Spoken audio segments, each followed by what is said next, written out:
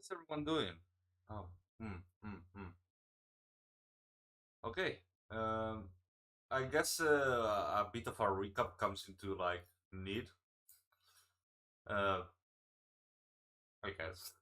So how is everyone doing? I'm not doing that hot. Been a bit sick. Um, um, other problems. You know, uh,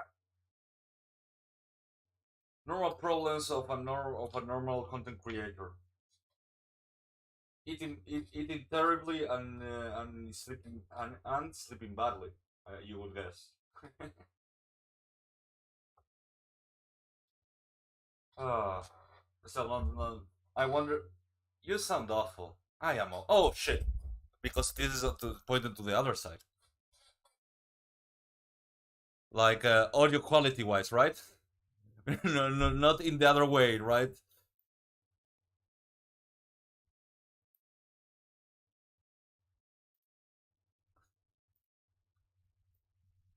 Right, right. It was an audio quality joke, right?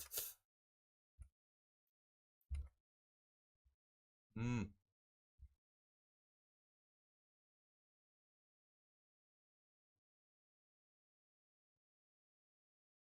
I there.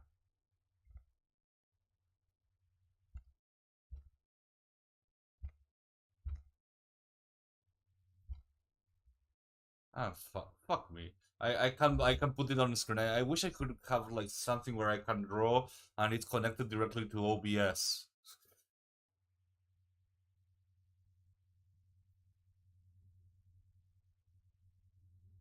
None of them make me feel better if you wanted to know. I don't think you wanted to know either way.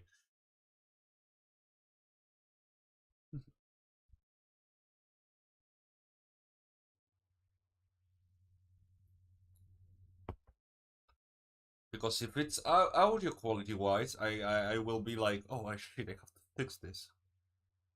If it's the other way, then man, I sound and feel as terrible as I sound. Whichever it is, I hope it doesn't bother you. Either way, let's go for the recap.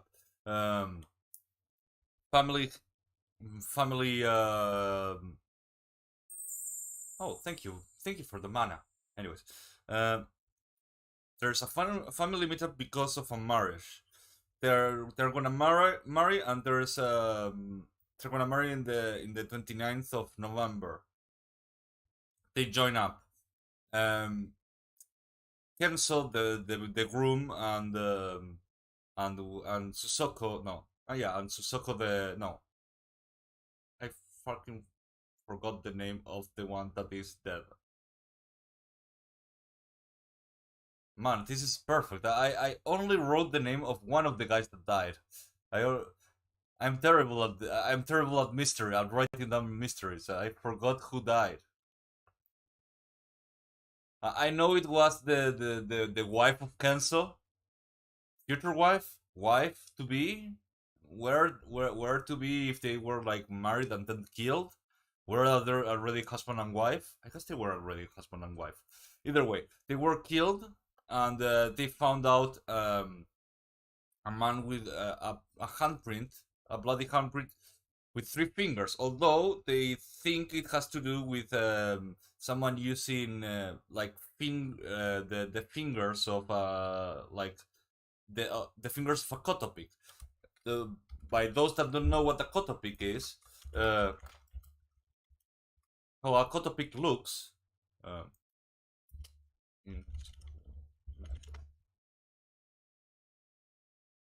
let me find you. How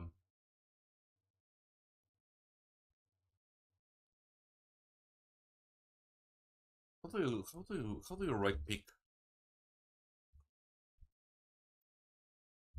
Or pic? Yes. Now kotopic. Yeah, there we go. This is how the koto pics look like. I will just copy paste it and put it over here. Basically, it's not like a guitar pick. You just attach them to your fingers, and if you, as you can see, they can cover your fingerprints if you put them in the wrong way, because they are like nails. I wonder if there's like if Koto players use their nails to play Koto at some point. Either way, they found that in the murder scene. Also, everything is completely closed. They found the murder weapon outside the room, so there must be a way to move. The only way they enter the room. Oh, hola José, ¿cómo andas? Voy a leer en inglés, no sé, discúlpame.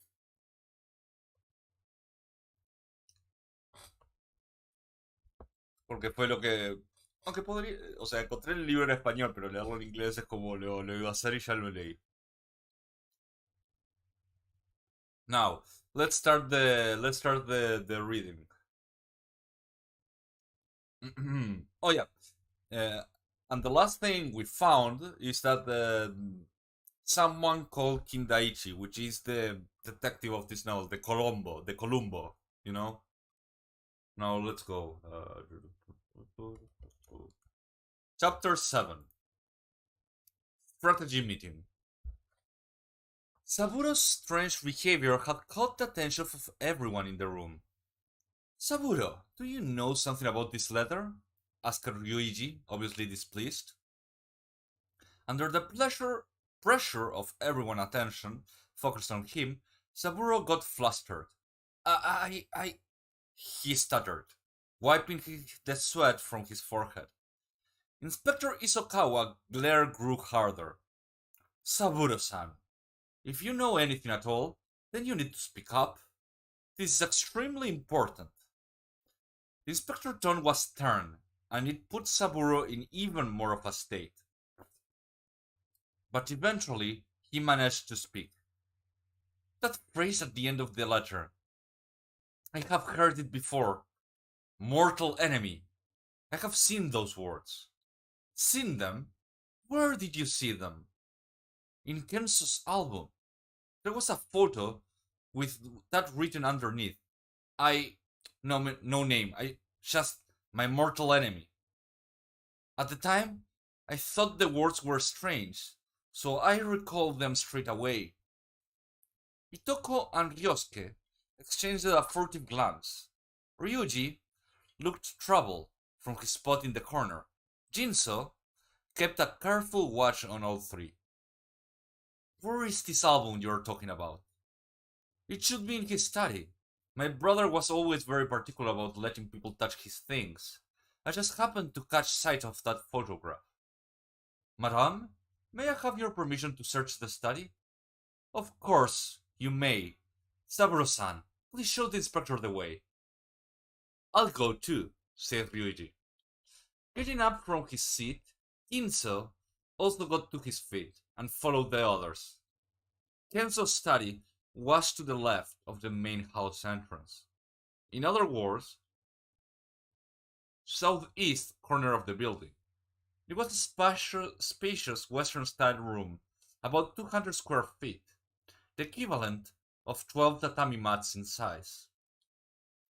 But it had been partitioned into two by a thin dividing wall. The smaller of the two areas was for Saburo to use as his own study, and he had his own separate door at the north end of the room. This meant that Kenzo had a space the equivalent of around 8 tatami, or about 140 square feet to himself. The east and north walls were covered from floor to ceiling with bookcases crammed with foreign books.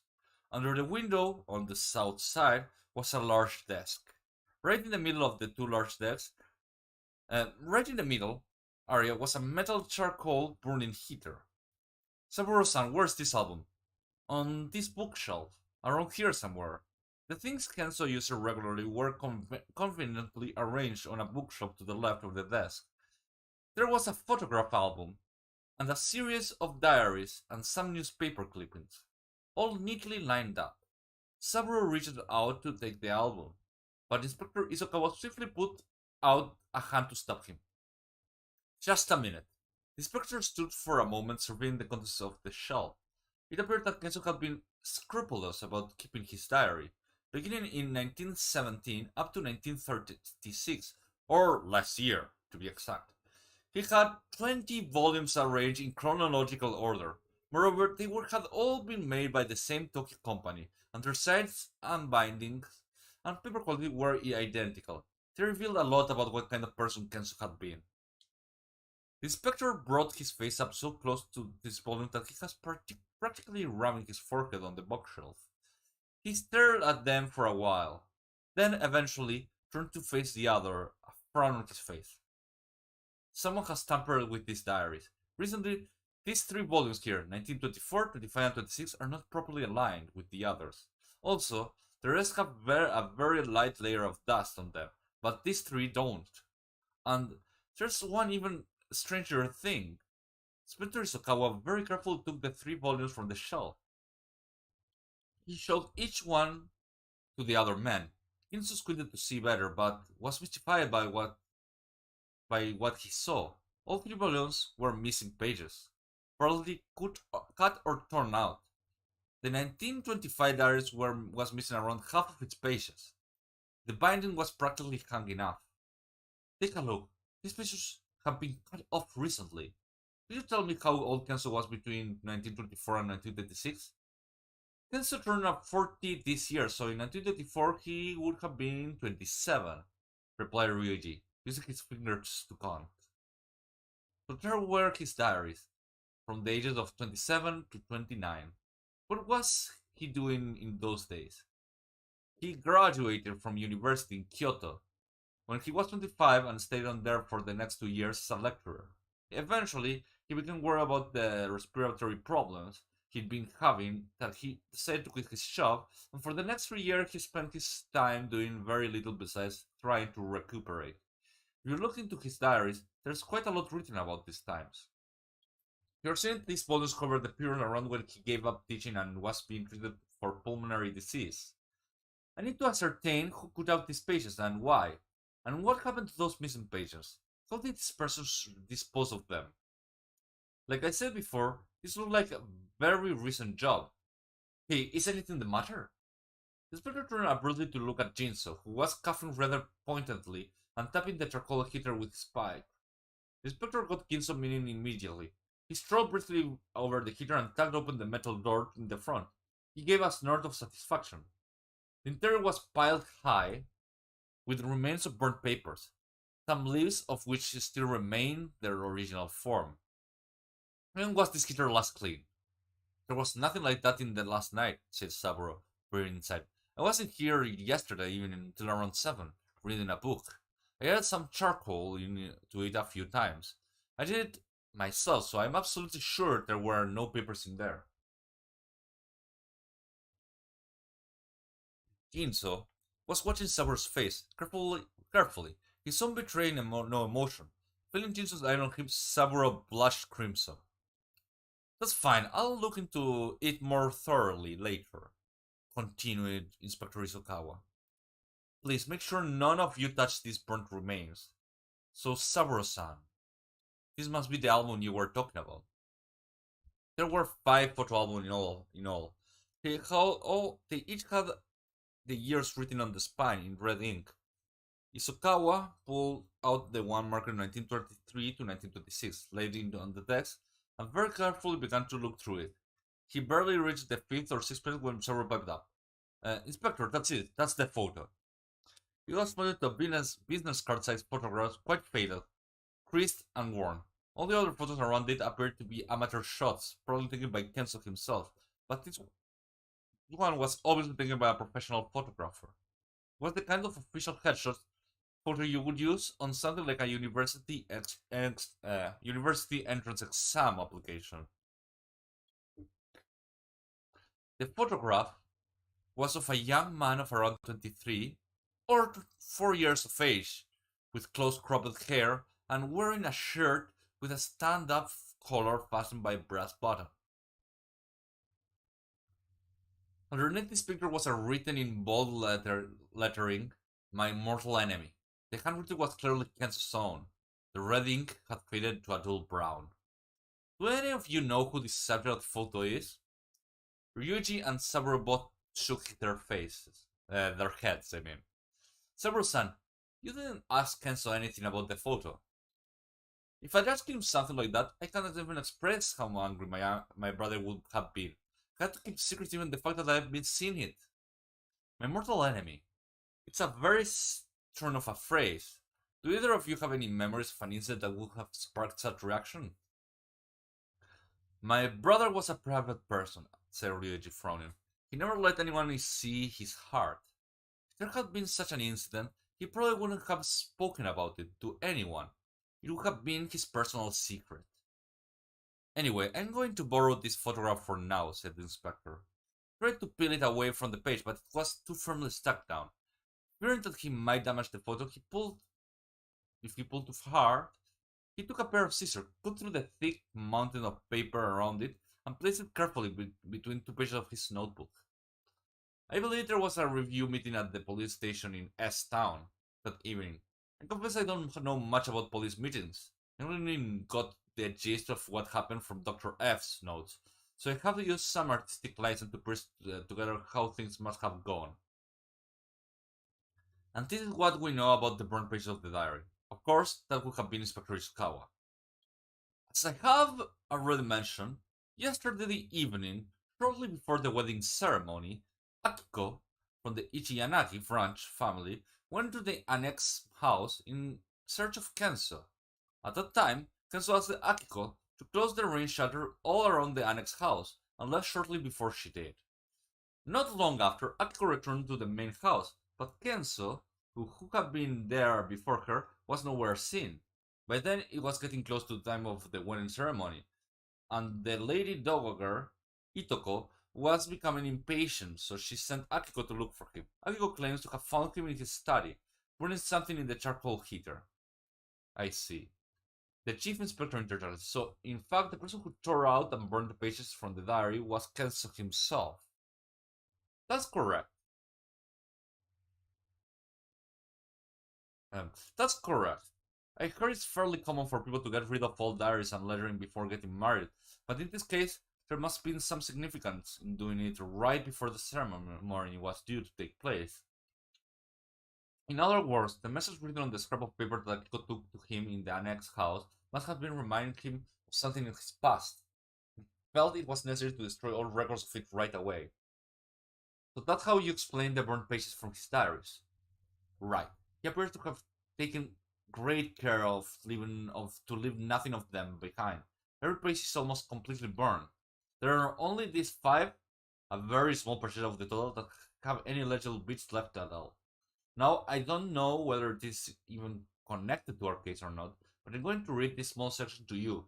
Unfortunately, the part with the date is all burnt off, so I can't be sure when it was written, but I think it was probably around 1925. Inspector Sokola had brought the 5 scraps of paper that were saved from the fire. Those words, which had so nearly been reduced to ash, have great significance. Dr. F made a careful memo of what they contained. I'm going to copy the notes here for you. The first page. On my way to the beach, I went by the usual place. Ofyu-san was playing the koto again. Lately I find the sound of that koto melancholy. Second page. That dog. That brute. I really despise him. I will despise that man for the rest of my life. Page 3. Ayu's-san's funeral. A desolate, mournful day. It's drizzling again here on the island. The funeral was... Fourth place. I'm thinking of challenging him to a duel. He's inexpressibly furry when I think of the lonely death that she met. I would tear him limb from limb. I consider him my mortal enemy, and I hate him. Hate him. Hate... And it's cut there. 5. Before I left the island, I paid one more visit to Ofuyu-san's grave. I took some wild chrysanthemums, and as I was playing, I thought I could hear the sound of a koto. Abruptly, and it ends there. It ends there, abruptly. I understand. After reading over the legible writing on the diary pages himself, the chief inspector offered his personal analysis. It seems this Kenzo got close to some woman called Ofuyu on an island somewhere. Carol Smithy, another man who somehow caused her death, so that man became Kenzo's mortal enemy, and the man is our martyr. That's how it seems, said Inspector Isokawa. There's probably a very long and complicated history behind the whole thing. It would help if we knew this man's name or even the name of the island. But of course, the diary pages that could tell us that have been burned. But of course, the diary pages that could tell us that have been burned. We do know that in 1925, Kenzo was 20. Oh, Frankium, I want to ask you if you are going to do any playing with viewers. Don't start together because I would love to play. I'm planning. Although, Smithy, I am planning to do other stuff, like watch-alongs on my server and things like that. Also, I'm planning something else that depends on how successful this thing is. Although it could be kind of unsuccessful, and I will do it anyways. It all depends. Like, my love for Honkaku Mysteries will continue a bit of my content, but I love this thing. Anyways, let me finish at least. Let me finish this chapter before continuing with my things. Blah blah blah blah blah blah blah blah blah blah. 1925. Kenzo was 28 years old and suffering from a mild bout of pneumonia. He was apparently traveling around the Seto Inland Sea, touring the islands in the region. I've asked the Chianagi family which islands this could have been, but nobody knows. But we do have that photo. Take it to the tavern where the Three-Finger Man first showed up. Naturally, it's already been done, sir. I showed it to the Kamisen and the village officials and the wagon driver who was with them at the time. And all three swear it was the same man. Of course, they all say he was much older and thinner, wasted away, and that he had a large scar on his cheek, so that his appearance had changed a lot. But all three of them said they were certain it was the same man. So there is no doubt about it, and after the man left the tavern, that no one saw him again. Actually, someone did. It was Detective Sergeant Kimura who spoke. He was spotted the same day by a peasant farmer by the name of Yosuke Taguchi, who lives near the Ichiyanagi place. He says he saw the man standing in front of the resident main gate, peering in. Perhaps the man realized how suspicious he looked, because he asked in a really unconvincing way whether he was on the right road for H village. And upon getting the answer, wandering off in that direction, Yosuke walked on. And when he looked back, the man was clambering on the steep hill on the north side of the compound. It's reasonable to assume that he climbed up there to get a better view of the whole Ichiyanagi residence. This all happened 10 minutes or so after they left the tavern. How to turn that off? I guess. No. Actually, no. That is indeed. That's excellent.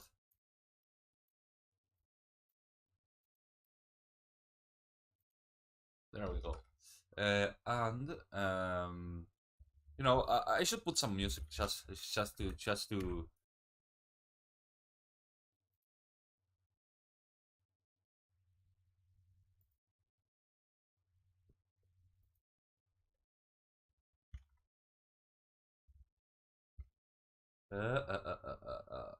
I'm getting distracted.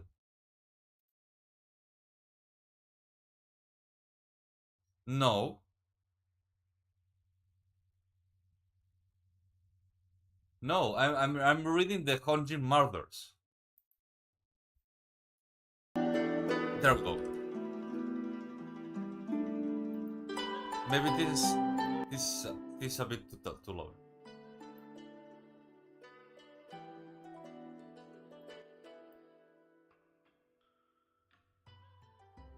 Let's continue. So there's no doubt about that. After the man left the tavern that day, no one saw him again. Actually, someone did, blah blah blah blah blah blah. But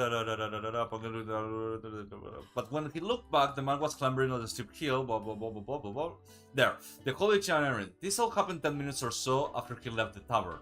And that was the evening of the 23rd, 2 days before the wedding. Do you guys like the music, or would you prefer no music?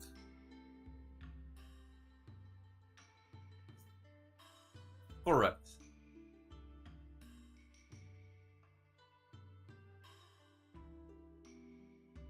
I could do that. Incidentally, all the staff who were in the kitchen when the man turned up right before the wedding ceremony and his name Yosuke Taguchi, have you showed the photo at all? I would prefer no music. Yeah, okay, fine. Fuck off.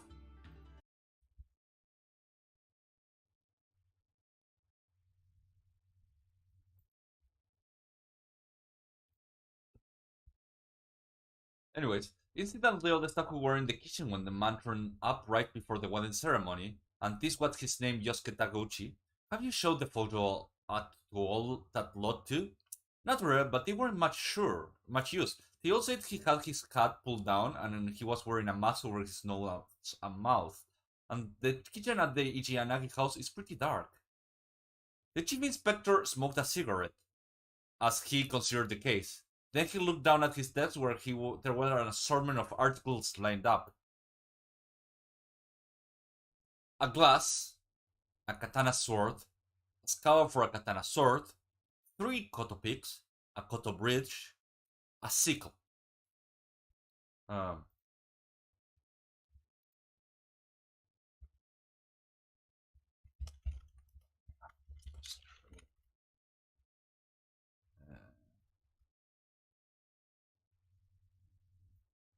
he looked over the item as he spoke. I assume this is the glass from that tavern fingerprints. The young man in charge of forensic analysis responded. Should I give my report? I have a photograph here. It shows that there were 2 sets of fingerprints on the glass. The first belongs to the Okami-san. The second consists of only a thumb, index finger, and a middle finger, which would lead us to believe that they were made by the so-called 3-fingered man. He found the same prints on the sword, scabbard, and the koto bridge. Additionally, the prints on the koto bridge were made in blood, and the sword and the scabbard also had traces of Kenzo's fingerprints. The koto bridge had none of the killers. As for the koto picks, they would have had the killer's prints on their underside, but they were so completely soaked in blood that we weren't able to check for prints. And so, as you can see, the handle of the sickle is made of a very rough type of wood, so we were unable to find any clear prints on it either. Where did the sickle come from? I'll explain, said Inspector Isokawa, getting to his feet. It was found embedded into a camphor tree in the garden of the annex house. Upon investigation, we found that the garden had been working at the Ichiyanagi residence about a week before the murderers. We asked him about the sickle and he told us he'd left it behind, but as for being stuck in the trunk of the camphor tree, he said it would have been very unlikely that anyone would climb a tree with a sickle. I see no reason to doubt the gardener's word. So we were left with the problem of why it was stuck in the tree and why the blade had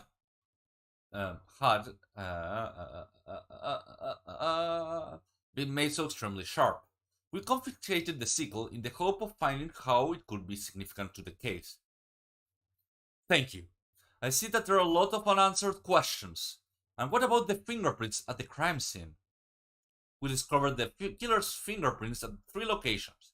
The first was inside the storage closet near the large room, where we believe he had been hiding before the murder. Those had no bloods on them. Then there were another 2 locations with bloody fingerprints, inside of the rain shutter and the supporting pillar on the southwest side of the larger room. These latter prints were in the most obvious locations, but they were the last to be discovered. We missed them at first because the whole house had recently been painted red. So this confirms that there were definitely a 3rd person, namely the killer in the house. But there's no chance that this was a lover's suicide. Suicide? Inspector Isakawa looked dumbfounded. That's not my opinion, the chief added hastily. I don't believe anyone could pierce their own heart with a sword and then throw the weapon out in the snow, locking the shutters again afterward. But are you saying that somebody that supports the preposterous theory? If you look at the crime scene, there's no possible way it could have been a suicide. First of all, there's the position of the murder weapon in the ground, and the cutter bridge. It's clear that it was dropped there as a murder escape. Even if the ranges were open, it would be impossible to stand inside the house and throw either the katana or the cutter bridge for the matter. To land in the spot where they were found. Are you telling me that someone believed that could have been done? It was Seno. The man is always hoping cases turn out to be suicides, so he doesn't have to pay up. Pay up? Oh, that's Seno. The insurance company agent, so how much was Ken's cover for? 50,000 yen. 50,000 yen? The police inspector reacted wasn't excessive. In those days, in a rural region like that, 50,000 yen was a considerable sum. And when did he take that policy? 5 years ago? 5 years? But why would a man with no wife or children need to take out such an expensive insurance policy?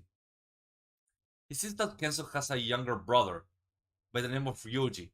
5 years ago, at the time of Ryuji's wedding, the estate was divided between the brothers. The third brother, Saburo, was incensed because his portion was too small. He kicked up such a fuss that Kenzo decided to make Saburo the beneficiary of his 50,000 yen life insurance policy. So Saburo stands to receive 50,000 yen. 4 years ago had a very strange sense of foreboding. On the night of the wedding, Saburo had walked to his great uncle's home to K-Town and spent the night there. In other words, of all the people concerned, Saburo had the clearest alibi. Proof that he hadn't been near the scene of the crime, but perhaps that point would turn out to be the greatest significance. Inspector Isokawa sat there twisting his mustache. And that ends with chapter 7. I guess chapter 7 was basically, in a way, putting together everything that we know. And man, I have read before mysteries, but this one is kind of weird in a way because they tell you what happens before. They put everything into consider, and then there's like the whole investigation process. I was expecting it to be more like everyone is trapped in the house and the murder is going to happen. Either way, what do we got for out of all of this? All the like the three finger, this guy over here, the three finger.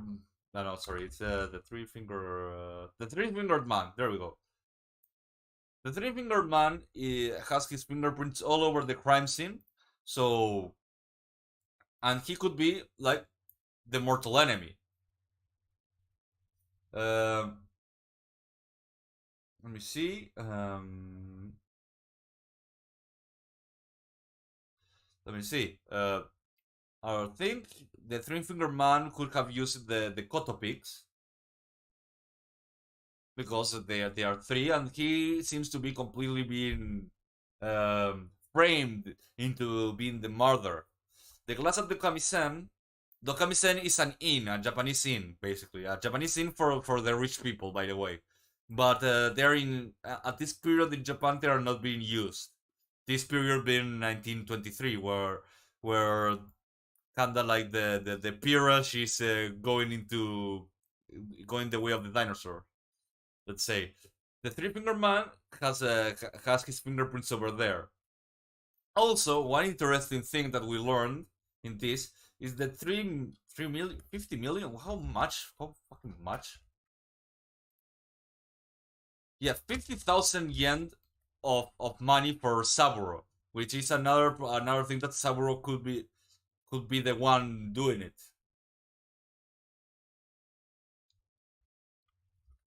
Either way, let's continue for the next chapter. Unless anyone has any question or idea so far. I fucking died. Okay, let's continue then. This chapter is called Kosuke Kindaichi. Kosuke? Yeah, I guess Kosuke. It was the 27th of November, or the day after the discovery of the Chianagi family murders. A young man alighted at an end station on the Hakubi line and came sauntering down the road towards K-Town. He was around 25 or 6, of medium build, on the pale side, and he would have been completely unremarkable if it weren't for his unusual choice of clothes. He wore a matching set of short Haori jacket and a kimono, kind of a splash pattern dye, with a traditional hakama skirt of a narrow stripes over it. However, the Haori and the kimono were full of wrinkles, and the hakama conversely had lost any trace of its crisp plaits. His toenails were beginning to poke through the end of his tabi socks. His wooden geta clogs were worn down. His hat had lost its shape. In short, for a young man in the prime of his life, he seemed shockingly indifferent to his appearance. Let me see if there's like a Kosuke Kindaichi, like someone dressed up a cosplay.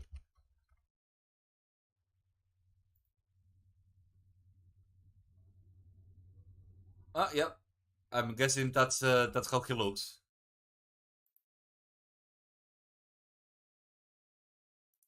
Uh, um, this is how he looks in like the movies and shit.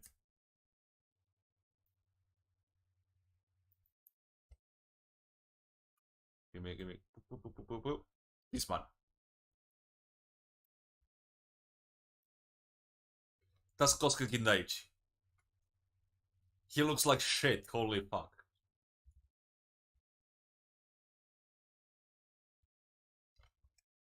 Anyways, let's continue.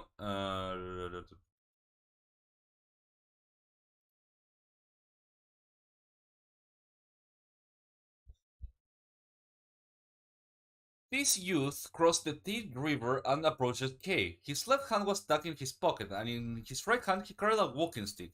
His hori was bulging at the chest. It appeared to be stuffed full of journals and notebooks.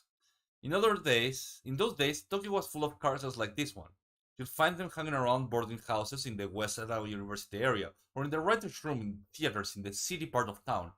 This was the man that Ginso Kubo had summoned by telegram, Kosuke Kindaichi. In the collective memory of the villagers, even those most closely involved in the case, this young man is still something of an enigma. How could that scrappy looking youth manage to do what the police inspector couldn't? I suppose they make them different in Tokyo. Anyway, that was the gossip at the time. This is how I first heard that the young man had played such an important role in the solving of the Honjin murder cases.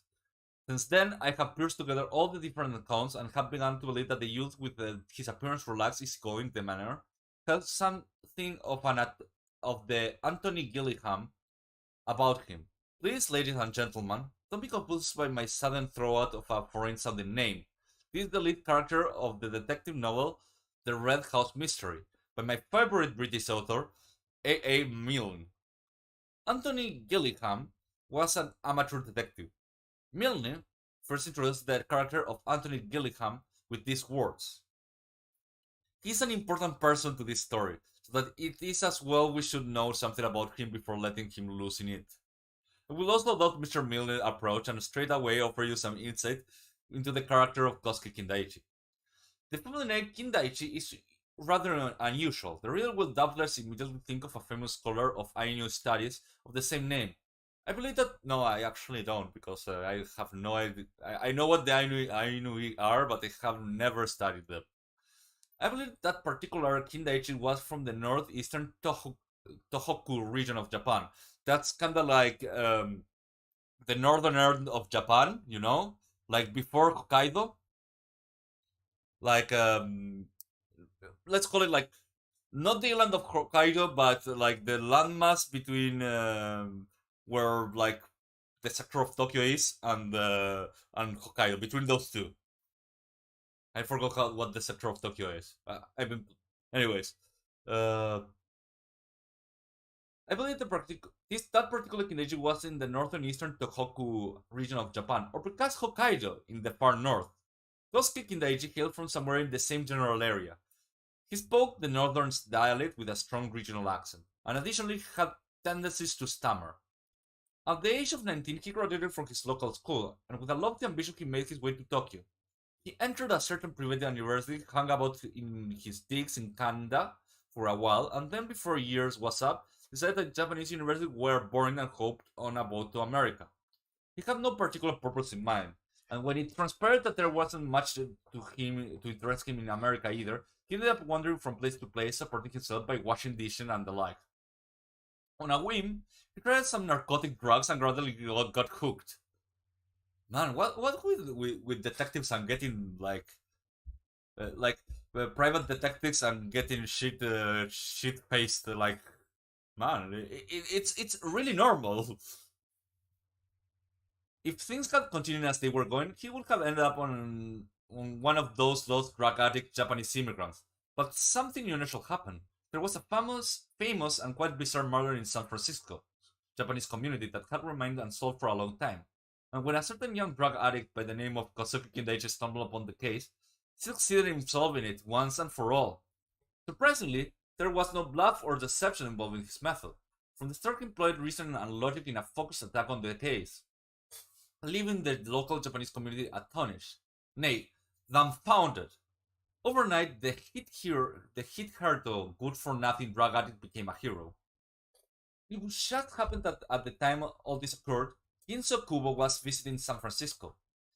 He had initial success with his fruit farm in the Okayama prefecture and was planning a further ventures. Ladies and gentlemen, I'm sure you have memories from before the Second World War of enjoying a bag of sun-kissed brand raisins. No, I don't have it. Well, many of the grapes used by the brand were cultivated by Japanese farmers in California. Ginso had got it into his head to try to grow the same grapes in Japan, and had come to San Francisco to observe the farming techniques. One evening, he attended a meeting of a Japanese resident and was introduced to Kosuke Kindaichi. Don't you think it's about time to stop messing with those drugs? Shouldn't you apply yourself for some kind of study? I've been thinking the exact same thing. It turns out drugs aren't all they crack up to be. If you really mean it, I'd be prepared to pay you your tuition. I appreciate that very much. As he bowed his head to Jinso, Kosuke gave it a good scratch, causing his already shaggy mop of hair to become even wilder. Shortly after that, Ginso returned to Japan, but Kosuke remained in America for 3 more years and finished college. When he finally returned to Japan, he alighted in Kobe and immediately headed to Okayama to see his benefactor, the man who him knew affectionately as Uncle. Well, Ginso asked him, what do you plan to do next? I have decided to become a detective. A detective? Ginso stared for a moment in shock, but then, recalling the incident from 3 years earlier, he thought, why not? This youth was never going to be the type to pursue a respectable career. I am not really familiar with the business of being a detective, he admitted, but I suppose like in the movies they go around with a magnifying glass and a tape measure. No, I'm not going to use anything like that. So what tools are you going to use? I'll use this. Grinning, Kosuke tapped his hair and kept as ever. Ginso nodded appreciatively. Also, he's going to use his mind. Oh, I see. But no matter how much you plan to rely on your brain, you still need some capital to get started. I suppose so. I guess I need about 3,000 yen for office equipment and stuff, and more for the time being to live off. Don't imagine that the minute I put the scene up, I'm going to be overrun by customers. Ginso wrote a check for 5,000 yen and handed it to him. Kosuke took it, nodded his thanks, and without another word left for Tokyo. It wasn't long before he set himself up in a rather eccentric line of work. As expected, Kosuke's Kindaichi detective agency didn't flourish right away. The correspondence that he sent Ginso from time to time described his office as being like a ghost town. Tall resident barely able to stifle his yawns. To pass the time, he apparently read mystery novels. It was so often hard to tell whether then reports were serious or joking. But about 6 months after he set up his detective agency, the tone of the largest Ginso began to change, and then one morning, out of the blue, there was a large photograph of Kosuke in the morning newspaper. Wondering what trouble his young protege had got in this time, Ginso read the article only to discover that Kosuke Hideichi, private detective, had managed to solve a major case, a crime that had been famous through Japan, and was being honored in the paper for the distinguished service to the nation. They had printed a quote from the great detective himself. The police investigate footprints and look for fingerprints. I take the result of this investigation and by piecing together all the available information logically, I'm able to reach a conclusion. Those are my methods and deductions. Ginso recalled how Kosuke had told him he'd use his head rather than tape measures and magnifying glass, and smiled it with satisfaction. But was it that Kosuke had been visiting Ginso's house all the time of the Ichiyanagi murder case? Well, there had been another major crime this time in the city of Osaka, and Kosuke had been called from Tokyo to investigate it. He managed to solve the case unexpectedly fast, and as he had been visited for a while, decided to continue on the Okayama prefecture and take a short break at Ginso's house. After seeing Ginso and Kotsuko off to the wedding, he had decided to take it easy a few days until Ginso returned. When he got Ginso's telegram, he set off immediately. The distance from the part of Okayama where Ginso had his orchard to the Ichiyanagi home in O Village was only about 20 miles, but the public transport system was rather inconvenient. Things never change, I guess. Kosuke had to take the Tamashima Road to the Sanyo railway line, and then at Kurashiki managed to take the Hakubi line, arriving finally at N Station. After that, he had to walk another 2.5 miles back to the directions that he'd come from. It was the same road that Ginso and Kotsuko had taken on the wedding day. Kosuke had just crossed the Tea River and was approaching the main highway at Cape Town. When he heard shouting, several people were yelling and cursing. There was a curve in the road ahead, and he ran on to see what's the fuss about. When he rounded the bend, he saw that right at the end of the main Case shopping street, a public boat had run into a telegraph pole. A large crowd had gathered. Kosuke drew near just as the injured passengers were being carried out of the vehicle. From the conversation he heard, Kosuke learned that the driver was swerved to avoid an ox cart and had collided instead to a pole. Kosuke had been at the same bus back at the end station, and about half of his passengers had arrived on the same train as he had. If he had taken the bus, he would have met with the same misfortune. He was just moving on, continuing his blessing, when his eyes was caught by the figure of a woman who was being carried out of the wreck. He'd seen her before. As explained just now, early that morning, Kosuke had traveled from Tamashima and then east to Sanyo line before changing to Hakubi line at Kurashiki. This woman had also changed trains at Kurashiki, although she had arrived at the opposite direction. She'd been sitting in the seat across from Kosuke and had been seemed anxious and jittery.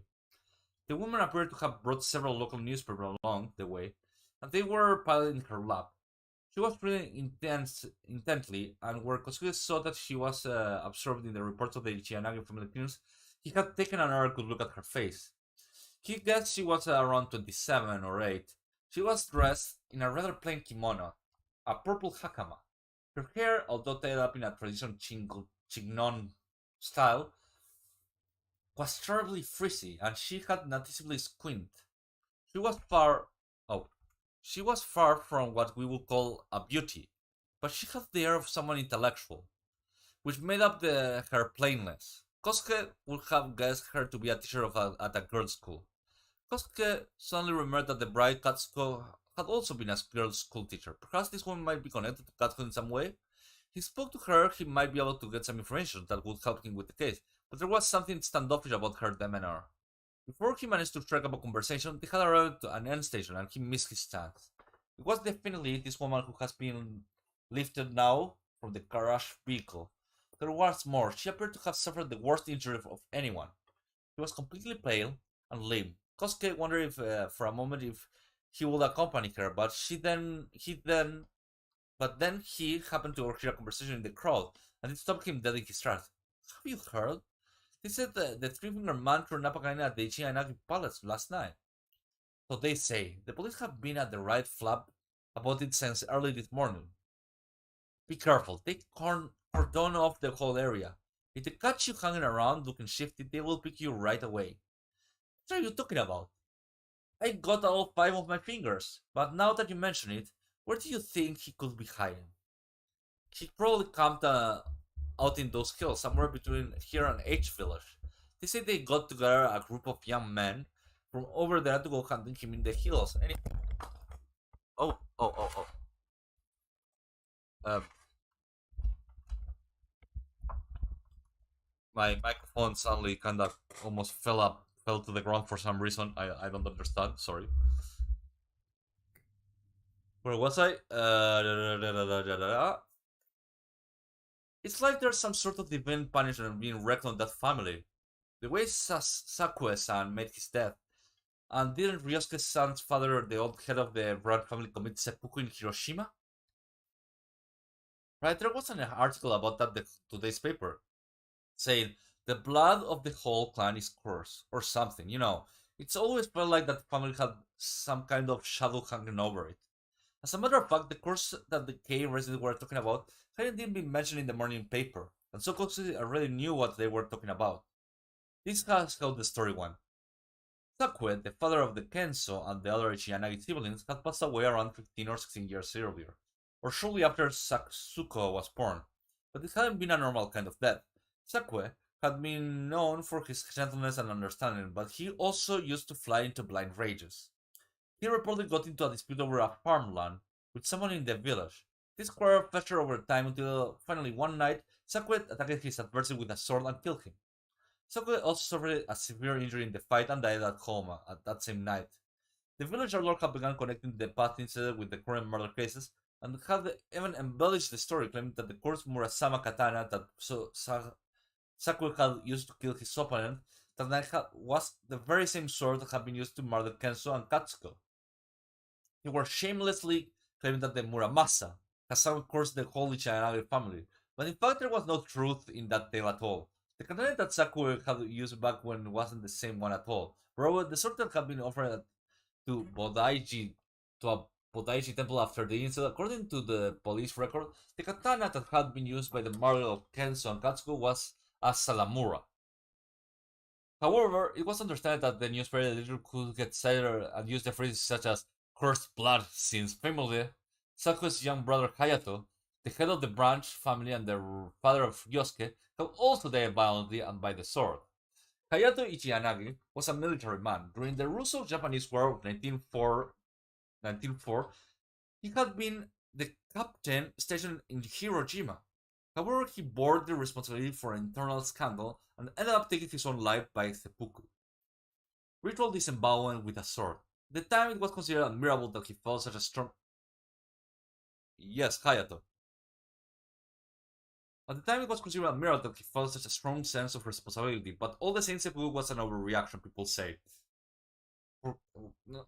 Okay, for something relatively trivial to have been the trigger for a suicide meant that he was hypersensitive to the point of being neurotic. Oh man. The real cause of the suicide was considered to be his character flaw. To sum up, the Chiyanagi family had suffered for generations for a stubborn, headstrong men and their intense personalities. Setting that aside for now, this was the first Kosuke Kindechi had heard of the three-fingered man making up an appearance at the Chiyanagi residence. He knew he shouldn't hang around in K-Town any longer. He needed to find out what had happened. He decided to leave behind the injured woman. Nice. Had behavior. Extremely good. But not without first confirming that she had been taken to the local QH hospital. Wrong. Beta male. Then he made his way as quickly as possible to the Ichiyanagi home. Chapter 9. Okay. We basically learned nothing this chapter. Well, technically nothing. We learned about the family curse, basically. We learned about the family curse. They died in stupid circumstances, both of them, kinda. And let me see what else. There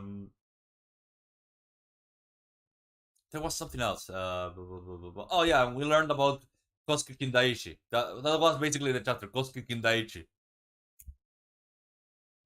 Anyways, chapter 9. We are 3 chapters in, we need 3 chapters left. The Cat's Grave. It was just before noon when Kosuke Kindaichi arrived at the Ichiyanagi residence in Yamanoya. There was a buzz of activity around the house, and policemen were everywhere. There was no doubting that there had been some kind of incident. When Kosuke arrived at the Ichiyanagi family, was assembled in the sitting room as usual. Kinso in his customary corner when he heard Kosuke's name announced. The old man was instantly filled with energy. He rushed to the front door and welcomed his friend. It's good to see you. Kinso's face betrayed an almost inappropriate levels of happiness given the circumstances. Uncle, I'm so sorry. Never mind. All that for now. Come on, I'll introduce you to everyone. The previous evening, Ginso had announced that Kosuke Kindaichi should be around the next morning. Next day, not morning.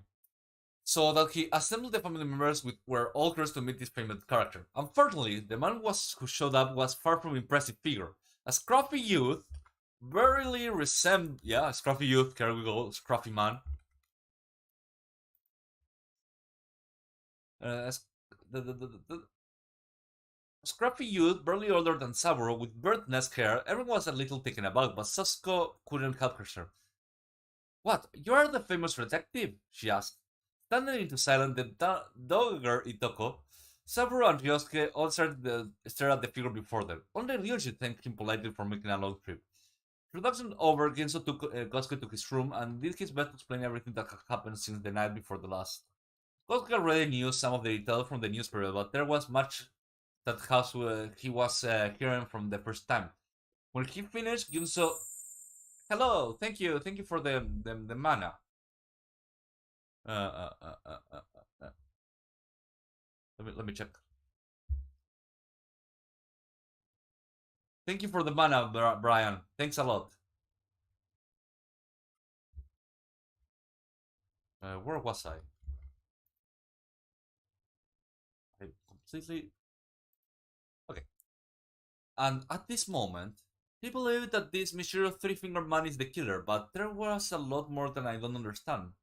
First of all, Ryuji turned up unexpectedly early on the morning after the murders, walking into the grounds with Saburo, saying he just got back from Kyushu. But I could swear that when I traveled from Tamashima with Katsuko one day earlier, he was on the same train. Kosuke let out a low whistle, so he's hiding the fact that he was in the neighborhood at the time of the murder.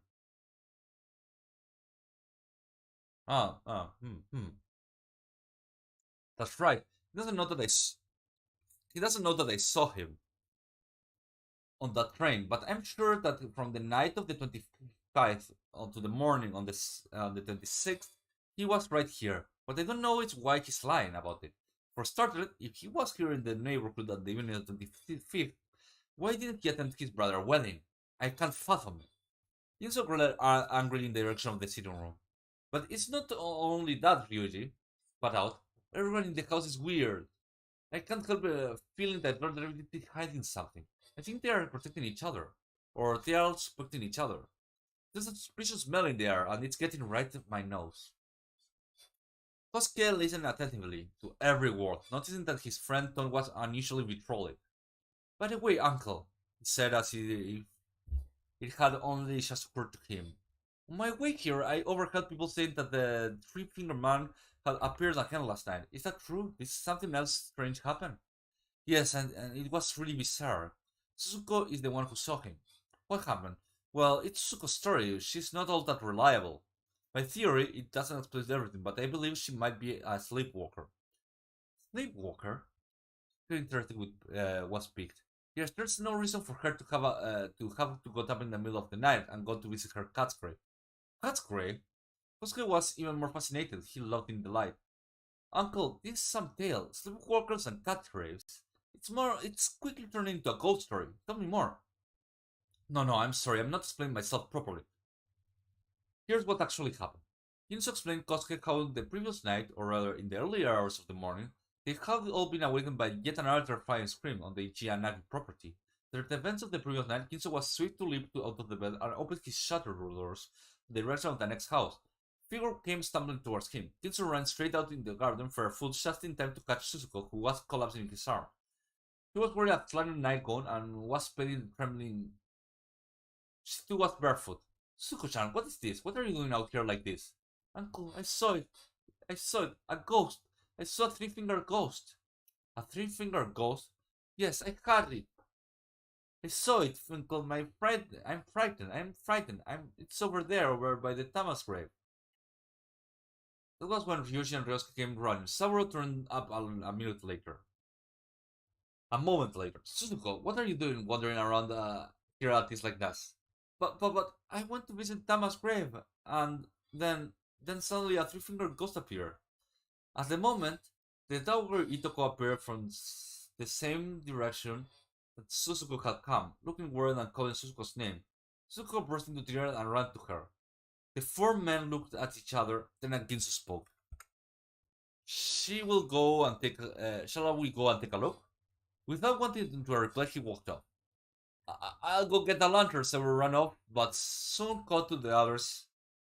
Um, Up a lantern in his hand. In the far northern corner of the grounds, crushing from the fence that separated the annex house from the main house to the boundary of the property, there was a thick grove of tall Japanese elm and oaks, clustered all around the piles of fallen leaves. In the midst of these leaves was the gently rounded mound of a homemade grave. On the marker written in childish writing was Tama's grave. Stuck in the ground by the marker were 3 or 4 white chrysanthemums.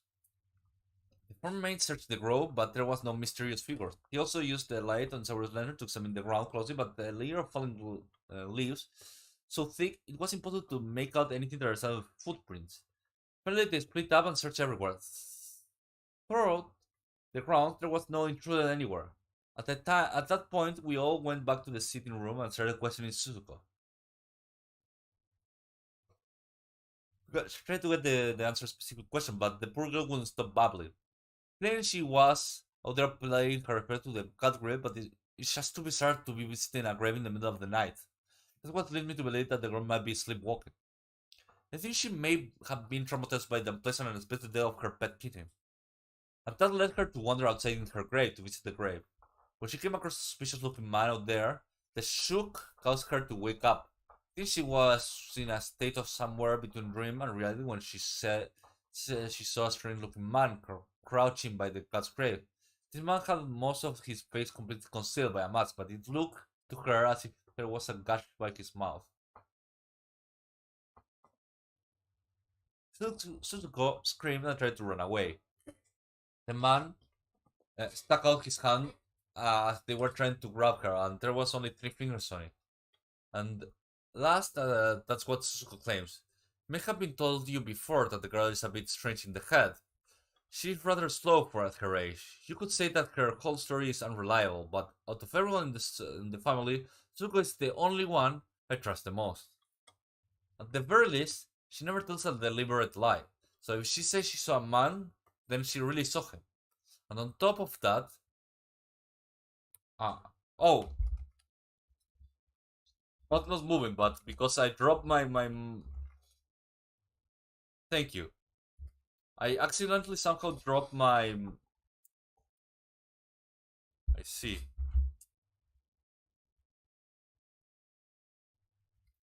I dropped my camera, and I didn't notice. Where was I? Yeah.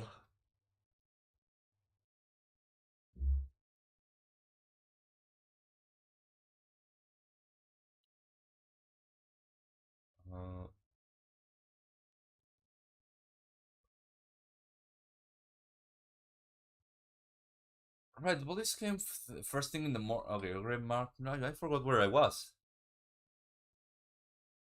And on top of that, there's evidence that the three-finger man was around there last night.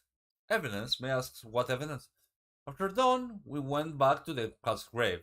To the point, another look around. We were hoping to perhaps find some footprints this time. Unfortunately, again, because of the fallen leaves, we didn't find any. However, we did find something else even more useful. Fingerprints. 3 fingerprints to be exact. Yes, it's kinda like playing Clue, but I'm reading the story. There's some killer among these characters, and Kosuke Kindaichi is going to solve it, or we will solve it before he does it. Anyways, there was evidence, 3 fingerprints to be exact. So there were 3 fingerprints left. On the grave marker, there were 3 muddy fingerprints. Clear as day. Kosuke pursed his lips and let out another low whistle. And those fingerprints were definitely those of the 3-finger man.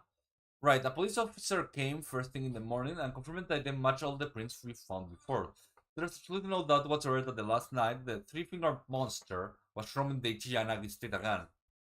Ginso looked at Kosuke defiantly, but somewhere beneath the surface he clearly had misgivings. The cat grave marker, how long has it been there? Since yesterday evening.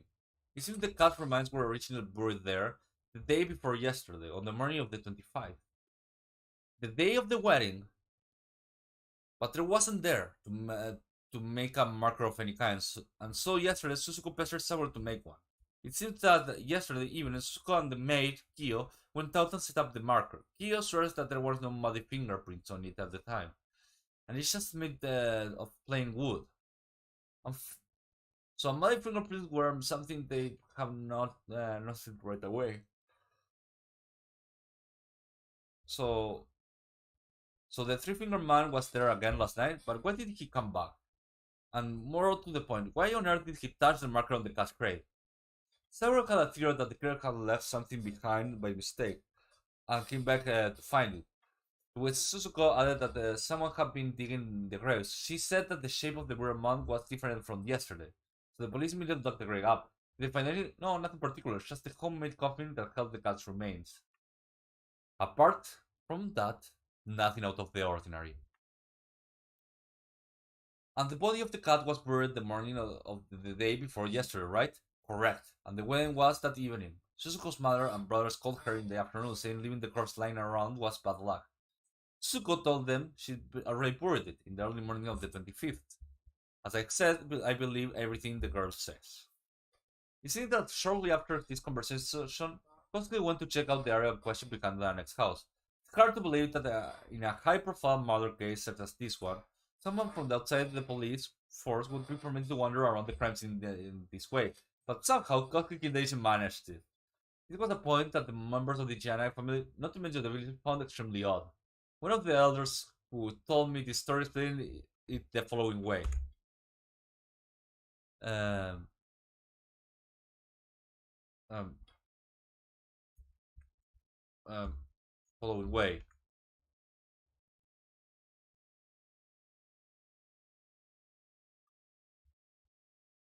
Okay, that a young man would whisper something to a police officer and the officer would immediately look impressed. They all fall over themselves to help him. He was such a famous character already at that point. This was one of the ways in which a young man achieved the almost mystical status among the people of the village. But according to F, it was because he carried a letter of introduction from a high-ranking official.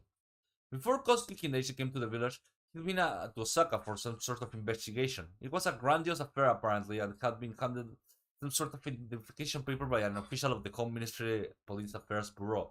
He brought us with him, and I reckon having official papers on you is more effective than carrying a talisman from a shrine. The chief inspector and all of the judiciary were thoroughly awestruck. However, my personal speculation is that it was not only because of his letter recommendation from the Ministry that the police and the judiciary showed him such extraordinary goodwill from all the different accounts I heard, people were charmed by the young man's relaxed manner and unaffected stammer. In addition, he endeared himself by always pitching in and helping when necessary. The officer in charge of this case, Inspector Isokawa, was one of the many who fall under Kosuke Kindeichi's spell. The morning he had been given order to the young men in the village, but he returned to the Ichiyanagi residence just after midday and was introduced to Kosuke. He was immediately taken with the personality of the young man, so much so that he went ahead and discussed the case with him, revealing that he had discovered so far. But of the elements of the case, those that interested Kosuke the most were the photograph of the three-finger man from the Kenso album and the partially burned diary pages that had been found in the charcoal heater. As he listened to the inspector's account, he was grinning from ear to ear with delight, burying his hand in the messy touch of hair scratching his head, as was his habit whenever he got excited. That photo and the burning pages, where are they now? At Estam police station. If you'd like to take a look, I can have them sent over for you. That would be wonderful. All the other photo albums and volumes of the diary still in study? They are. I'll show you if you like. Yes, I could. Inspector Isokawa showed Kosuke into Kenso's study, upon which the young detective pulled Kenso's album volumes of his diary out at random, rifled through the pages. However, he was careful to return each on the original spot of the bookshelf. I think I will look at this more careful later, he said. Could you take me to the scene of the crime now? The two men were on the way out the study where Kosuke stopped abruptly right at the doorway. Inspector! The young man was rude and the phone there was curious expression on the face. Inspector, why didn't you tell me about that? Look, those book cramming in the boxes over there. They're all mystery novels. But Kosuke didn't reply. He made straight for the book in question and stood breathing heavily, instantly scanning the shelves of detective novels. Kosuke's amazement was in fact understandable. The collection comprises of every book of mystery of detective fiction ever published in Japan, both domestic and foreign. There was the whole collection of Arthur Conan Doyle, Maurice LeBlanc, Lupin series, and every translated work that the publisher Hakubunkan and Heibonsha had ever released. And there was the Japanese section. It began in 19th century novels by Riko Kuroiwa and also featured Edogawa Rampo, Kobuko Kosaki, Saburo Koga, Odawara Oshita, Takataro Kigi, Shusa Uno, Mushitaro Ogari, all crammed in together. And then as well as Japanese translations of Western novels. There were the original translated work of Ellery Queen, Dixon Carr, Freeman Wills Croft, and Agatha Christie, etc., etc., etc. It was a magnificent sight, an entire library of detective novels. Who does this collection belong to? It's Saburos. He's an avid reader by all accounts. Saburo, the one you were telling me is going to get Kenzo's life insurance payout, and he's the one with the firmest alibi. With that, Kosuke began to scratch madly his scalp. His hair became more tangled with the seconds.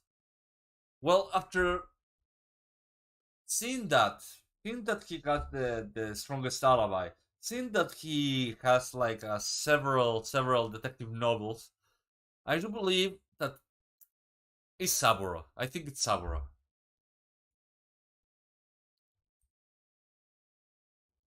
A conversation about chapter 10. Conversation about detective novels. After the murder case was solved, actually, give me a moment before continuing. I want to let me see how much time do I have. 1 hour and 30 minutes. I will go eat something and then we continue. We have 10, 11, 12, 3 more chapters. Give me one moment.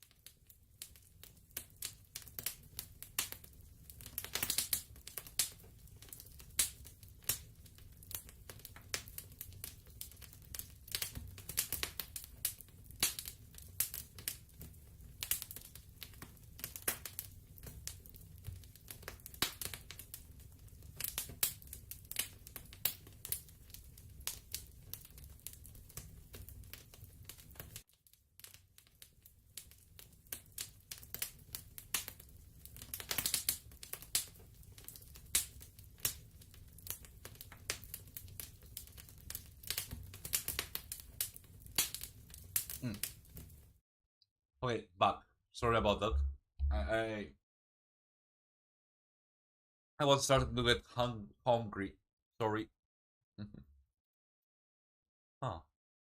Anyways, let's continue. I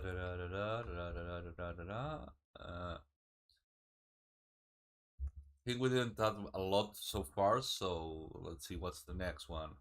I could make a corkboard thing for other times. Okay, chapter team. Chapter 10, not 10. Uh,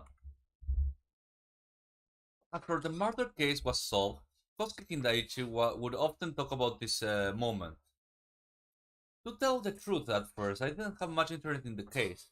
When I read the newspaper articles, it appeared all hung on capturing this suspicious three-fingered man. I came to help this crime out of duty of my benefactor, but I was hoping to be done with such mundane cases as soon as possible. When I first passed through the gates in the Ichiyanagi residence, to be honest, that was what I was thinking. The moment this case really became interesting to me was when I first laid into Saburo's bookshelf, full of Western Japanese mystery novels. The Honjin murder case was essentially what is known as a locked room murder. Among the books of Saburo's shelf were detective stories that also revolved around the locked room murders. Should I chalk up that to mere coincidence? Not at all.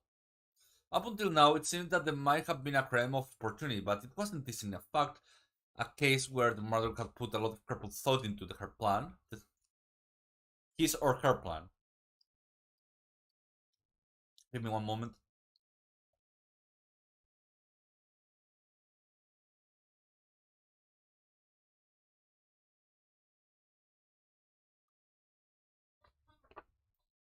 What?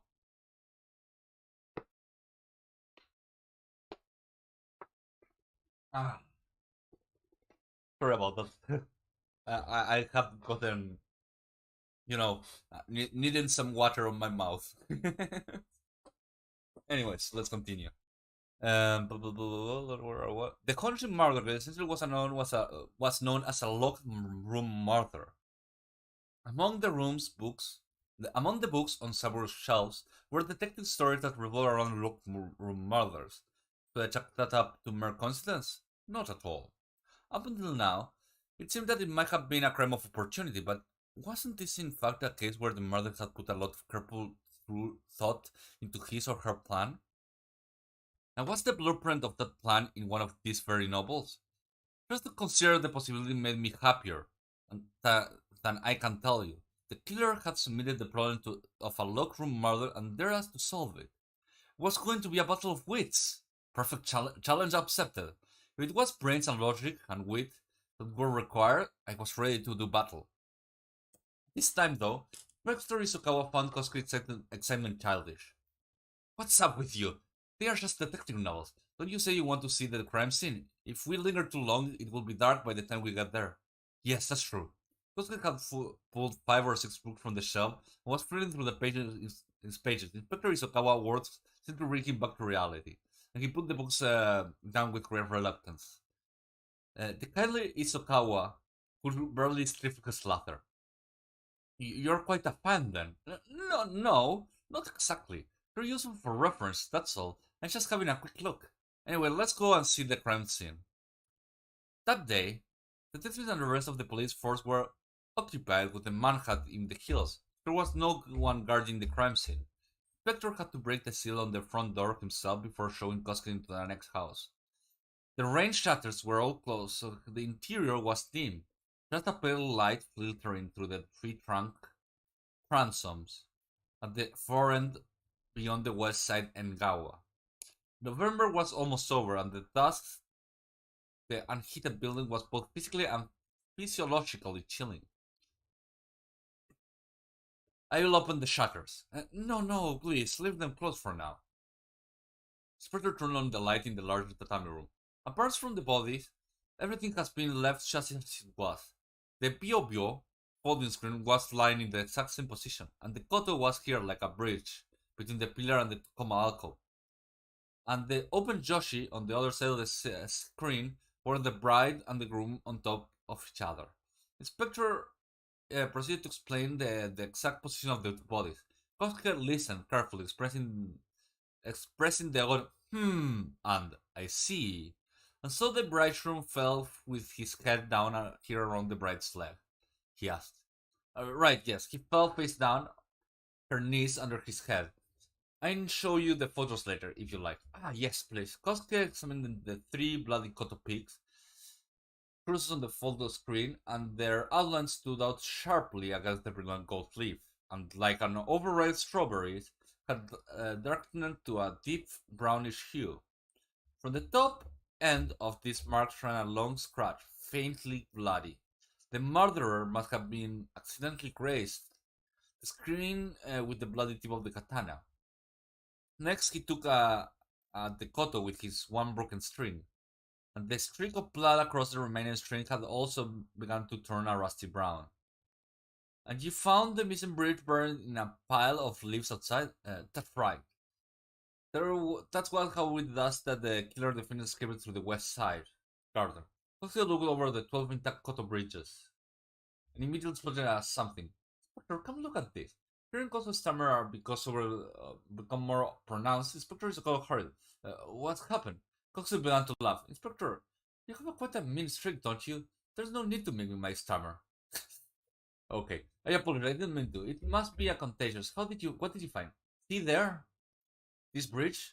The other 11 are alike, engraved with the description of a bird and a wave. But this one here is flat, smooth, without any carving or decoration at all. In other words, this bridge doesn't belong to the lovebird Koto. Really? I hadn't noticed. By the way, what did the one you found in the pile of leaves look like? Like the rest of this? Yes, there was a bird and wave pattern on it, but what do you think is the significance of a bridge from a different Koto being mixed with the other? Well, I suppose it might be significant, but then again, it might not. It might simply be that one of the original bridges got lost and they replaced it with whatever they happen to have. And now, where's this closet? Behind the tokonome here, right? Tokonoma, I mean. Closet took a quick tour with Isokawa of the storage closet and lavatory areas. Then, he carefully examined the bloody fingerprints on the pillar in the large tatami room on the inside of the rain shutter. His had turned murky against the bridge ochre red of the wood. I see. You discovered this right away because of the red paint. No, we didn't. And as for the prints of the rain shutter, they're on the one of the closest shutter box on the end. That's the same shutter Yosuke-san and the servant broke and slid open, so it ended up inside the shutter box. Out of sight for most of our investigation. It wasn't up until we closed all the shutters again that we found the prints. But the fingerprints was a gaping hole the servant Genshik made with his axe. I see. The people who were first on the scene would have had to slide this particular shutter across in order to get in the building. And therefore, it would have been inside the box from the start. Kosuke undid the bolt and slid the shutter to the side.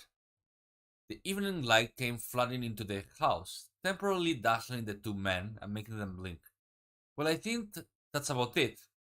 For the interior of the house, could you show me around the outside? Just a moment. Is this the transom that Genshin looked in through? With nothing but his stubby sock on his feet, Kosuke ran out to the curved stone basin in the garden and cleaned up on top of it.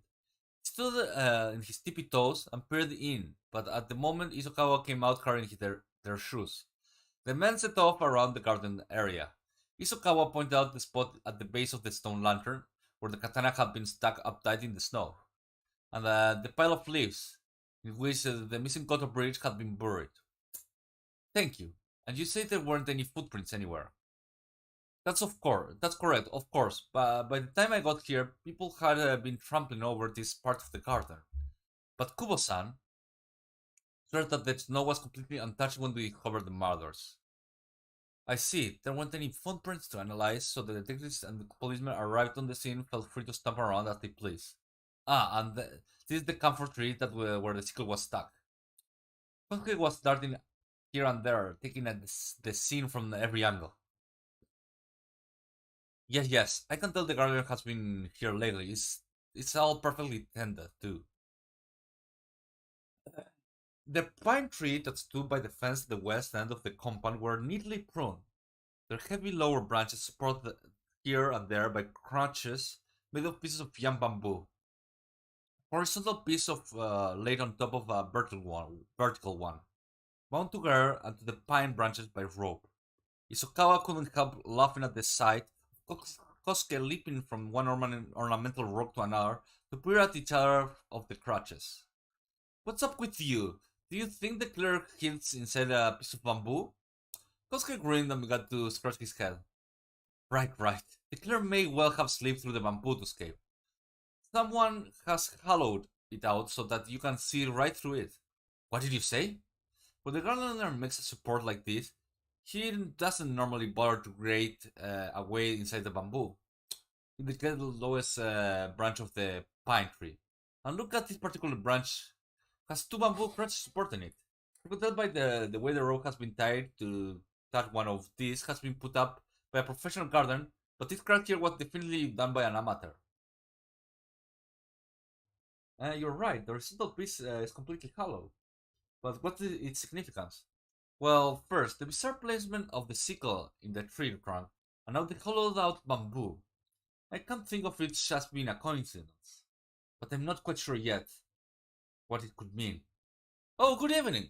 Inspectors got to look around to see Kosuke was calling to Ryuji, and Saburo, who were standing at the garden gate, and right behind them was Jinso. May we come through? Of course. Hey, Inspector, you don't mind, do you? It's while turned back to look at Kosuke, who immediately lowered his voice. It is best not to mention the hollow bamboo for now, he said quickly before heading to the garden gate to welcome the three men. Yuji and Saburo looked with curiosity as they came into the garden. Ginso followed behind with a perplexed look on his face. Have none of you been here since the day? No, said Ryuji. I didn't want to get in the way of the police. Saburo, you haven't been here either, right? Saburo shook his head. We heard the story of what happened from Ryosuke. How is it going? Have you found anything new? Well, it's rather baffling case. Victor, would it be right to open the shutters? Kosuke went back into the house the way he came out, through the open range shutter on the west side of the gawa, and slid open three of the shutters on the south side. Let's sit down here, Uncle. Why don't you join us? Yoshi and Ginsu sat down with Kosuke on the open gawa veranda, but Zoro remained standing, stealthily peering into the house. Spectre Isokala stood a short distance away, keeping an eye on the ensemble of group. Kosuke smiled broadly. So how about Saburo-san? Do you have a theory? Me? Flustered, Saburo turned away from the house and looked at the young detective. Do you have a... Why do you ask? Well, you seem to be a bit fan of detective novels. I'm sure all your knowledge of mysteries you will be able to solve the puzzle of this murder.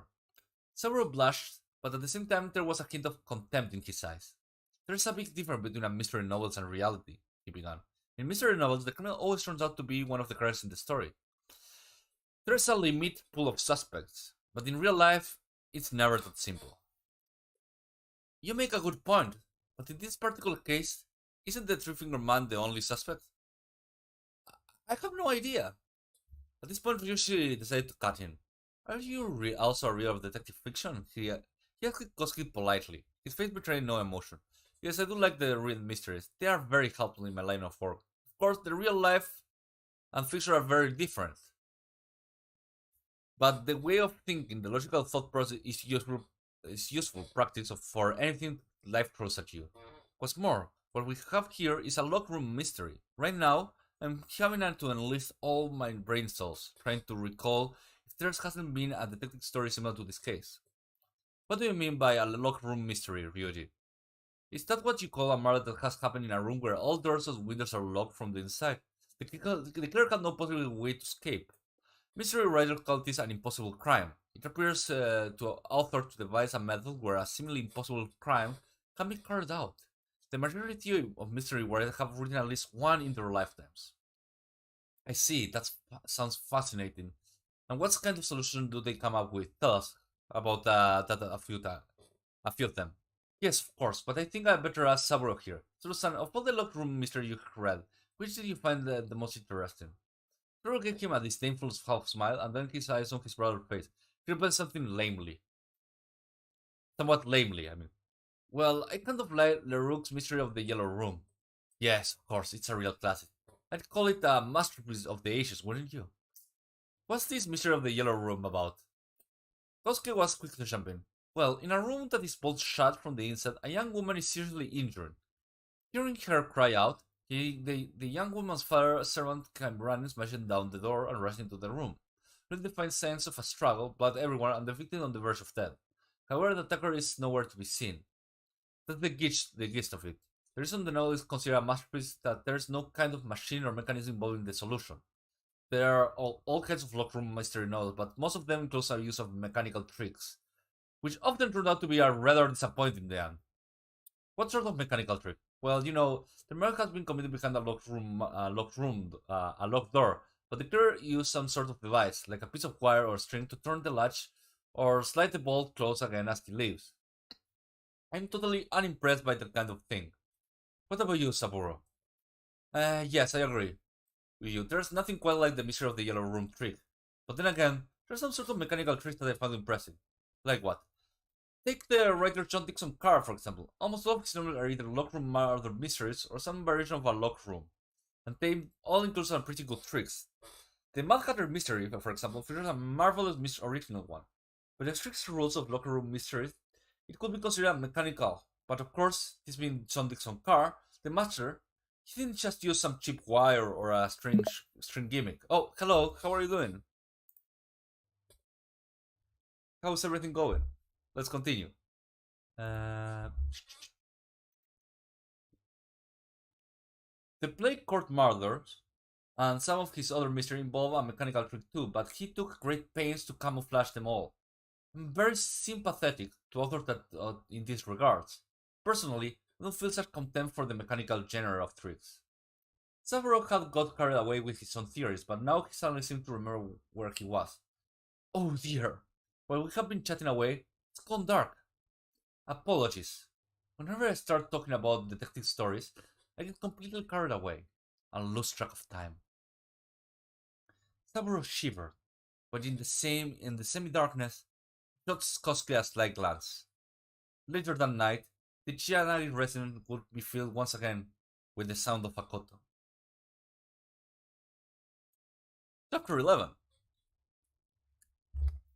We are about to get to be finished for today. You guys liking the novel? I'm gonna guess yes, you are. Anyways, let's continue. Two letters.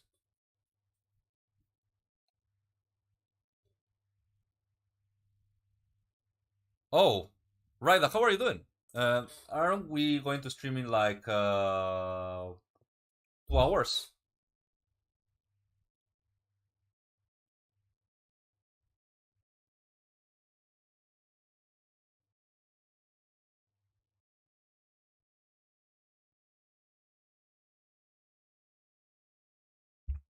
I'm gue- I'm guessing there must be some kind of delay because I think I speak really fast. But maybe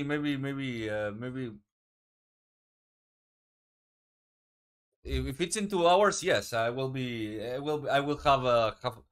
I'm going to finish this book far before like, well, not finish the book. I'm going to get to chapter 12, which is the chapter where I was planning to end this stream to have like the last 6 chapter beyond the next stream. So yeah, I'm going to be finishing like in at least like half an hour, maybe. And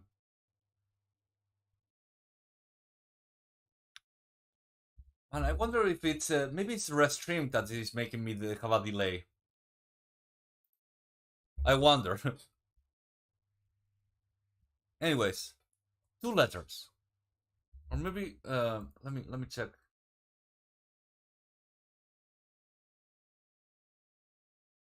Slight delay. Okay.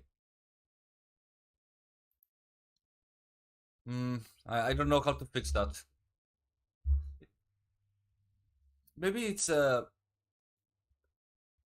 was some option to have like delay, and maybe it's that like what's latency? I think it's called. Did I put some latency?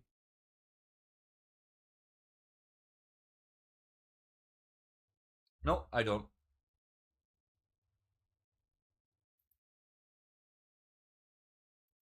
Well, I will just continue for now. Sorry about stopping right there. Maybe it's a latency in my OBS. Let me check. I will check this and I will continue. Stream. No. Output. Play buffer. Use custom buffer. Coder. No, none of this is it. General.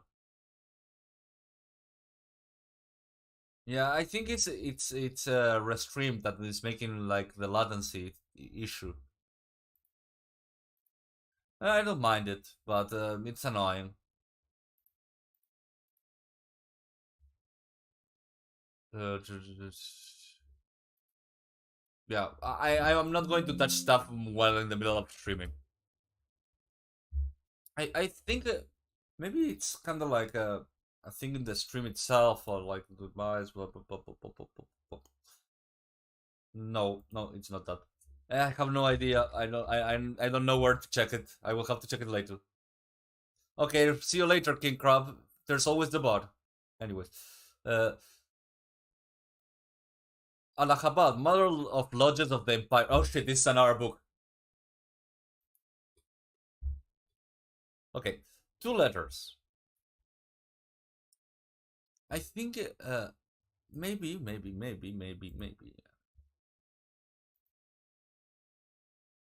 Okay, no worries. Okay, Kousan. Kosuke Kindaichi was rudely awakened in the deeps Kosuke Kindaichi was rudely awakened from sleep to see that it was still long before daybreak. The light was on in the room, and he was sharing with Ginso. And Ginso himself was leaning over him, grim expression on his face. Startled, Kosuke sat up on his futon. What is it, uncle? I thought I heard that strange noise again. Someone wildly playing a koto. I think it might have been a nightmare. The 2 men stayed perfectly still, listening, but there was nothing unusual to be heard. In silence, deep enough, on their own heartbeats, there was just one regular rhythmic sound, the water wheel, up at the rice mill. Uncle, Vasquez suddenly spoke in an urgent whisper. Teeth had begun to chatter. 2 nights ago, the nights of the murder, did you hear the water wheel then? The water wheel? Jinsu was surprised by the question. He stared at Kosuke. Now that you ask me, I think I did hear it. Yes, I definitely heard it. It's such a common sound that I didn't pay any attention, but... Ah! Simultaneously, both men leapt to their feet and grabbed their clothes. The koto had started to up again. Ping, ping, ping, ping. As if someone was plucking at the string. Then, a loud twang that was seemed to split the air. Damn it, yelled Kosuke, getting all tangled up on his shirt. The night before, Kosuke had gone to bed very late. As promised, Inspector Isoka had brought the photo from Kenzo's album to him to look at, and he had stayed up until well after midnight examining it, along with the burned remains of the diaries, and the rest of the albums and the diaries of the study. After that, he spent a couple of hours going through the detective novels that he had picked up of Saburo's collection. It had been after 2 a.m. by the time he'd gone to bed. He was slower than usual to react. Uncle, what time is it? Exactly 4:30. The same time, same as last night. Huh. Hastily dressing, they slid open the rain shutters to find a heavy fog hanging in the air. They could just make out 2 figures apparently shuffling each other. They seemed to be near the garden gate that led to the annex house. 2 voices could be heard. One was deep, that of a man, and it sounded as if he was calling a sobbing woman. Peering through the fog, they saw that it was Ryosuke and Suzuko. What's the matter? Asked Ginso, running to their side. Suzuko, what happened? It seems Suzuko-san had another sleepwalking episode, said Ryosuke. No, that's a lie. It's a lie. I came to visit Tama's grave. I'm not sleepwalking. You're lying. You're a liar. Suzuko began to sob. Ryosuke, did you hear the noise just now? I heard it, and when I came running out, I found Susu-chan wandering about again. Yuji and Itoko materialized of the mist. Is that you, Ryo-san? And Suzuko too? And what about Saburo? Have you seen him anywhere? Sabo-chan, he bound to be asleep still. No, his bed was empty. Saburo was the first person I went to wake when I heard the noise. What's happened to Kindaichi? Tadakizo was looking around in the fog. His protege, There was piercing yell from the direction of the annex house. It was Kosuke. Somebody call a doctor! Saburo! The rest of the world were lost in the fog, but the effect was turned to everyone to stone. Saburo's been. Oh shit! Damn it! God damn it! Ah! Ah! Yes, yes. You point the finger at the guy that gets murdered. Holy shit! Now I feel bad. Saburo been murdered! Cried Itoko, pouring his face in his sleeve in the nightgown. Mother, go sit down, said Ryuji. Hey, Aki-san, will you look at Mother and Suzuko and call the doctor? Akiko had appeared right at the moment. She accompanied the other woman back to the main house. Ryuji, Ryosuke, and Ginso rushed together to the garden gate, through the annex. Just before, all the Amado shutters were tightly closed. Light was still filtered through the round-mat transoms and reflecting off the white of the mist. There, over there, you can get in through the west end gawa. Conversely, Kosuke's voice seemed to come from just inside the entrance of the building, at the east end. The three men made their way around the other end and found the broken ring shutter open. They hurried in and found both the Joshi and the Fusuma sliding doors that divided the two tatami rooms wide open. They crossed through both of the tatami mats to see the figure of Kosuke crouched down in the Genkan entrance. They rushed towards him, but came to halt at the sight before them. On the earthen floor of the Genkan lay Saburo curled up in a ball. His back was completely drenched in blood. He was crouching feebly at the door with his right hand. For a moment, Ryuji looked as if he had been nailed to the spot. But then he pushed up his sleeve and, brushing Kosuke out of the way, squatted down next to his brother. He looked at his cousin. Yosuke-san, could you go to the main house and fetch my bag? And make sure the village doctor gets here as fast as he can. Is Sabo-chan going to... I think he's going to be alright. Pretty deep wound. Just take care not to alarm Mother any more than necessary.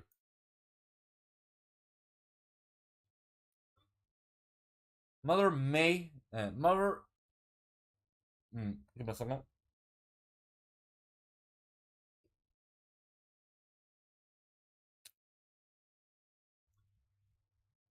Mother...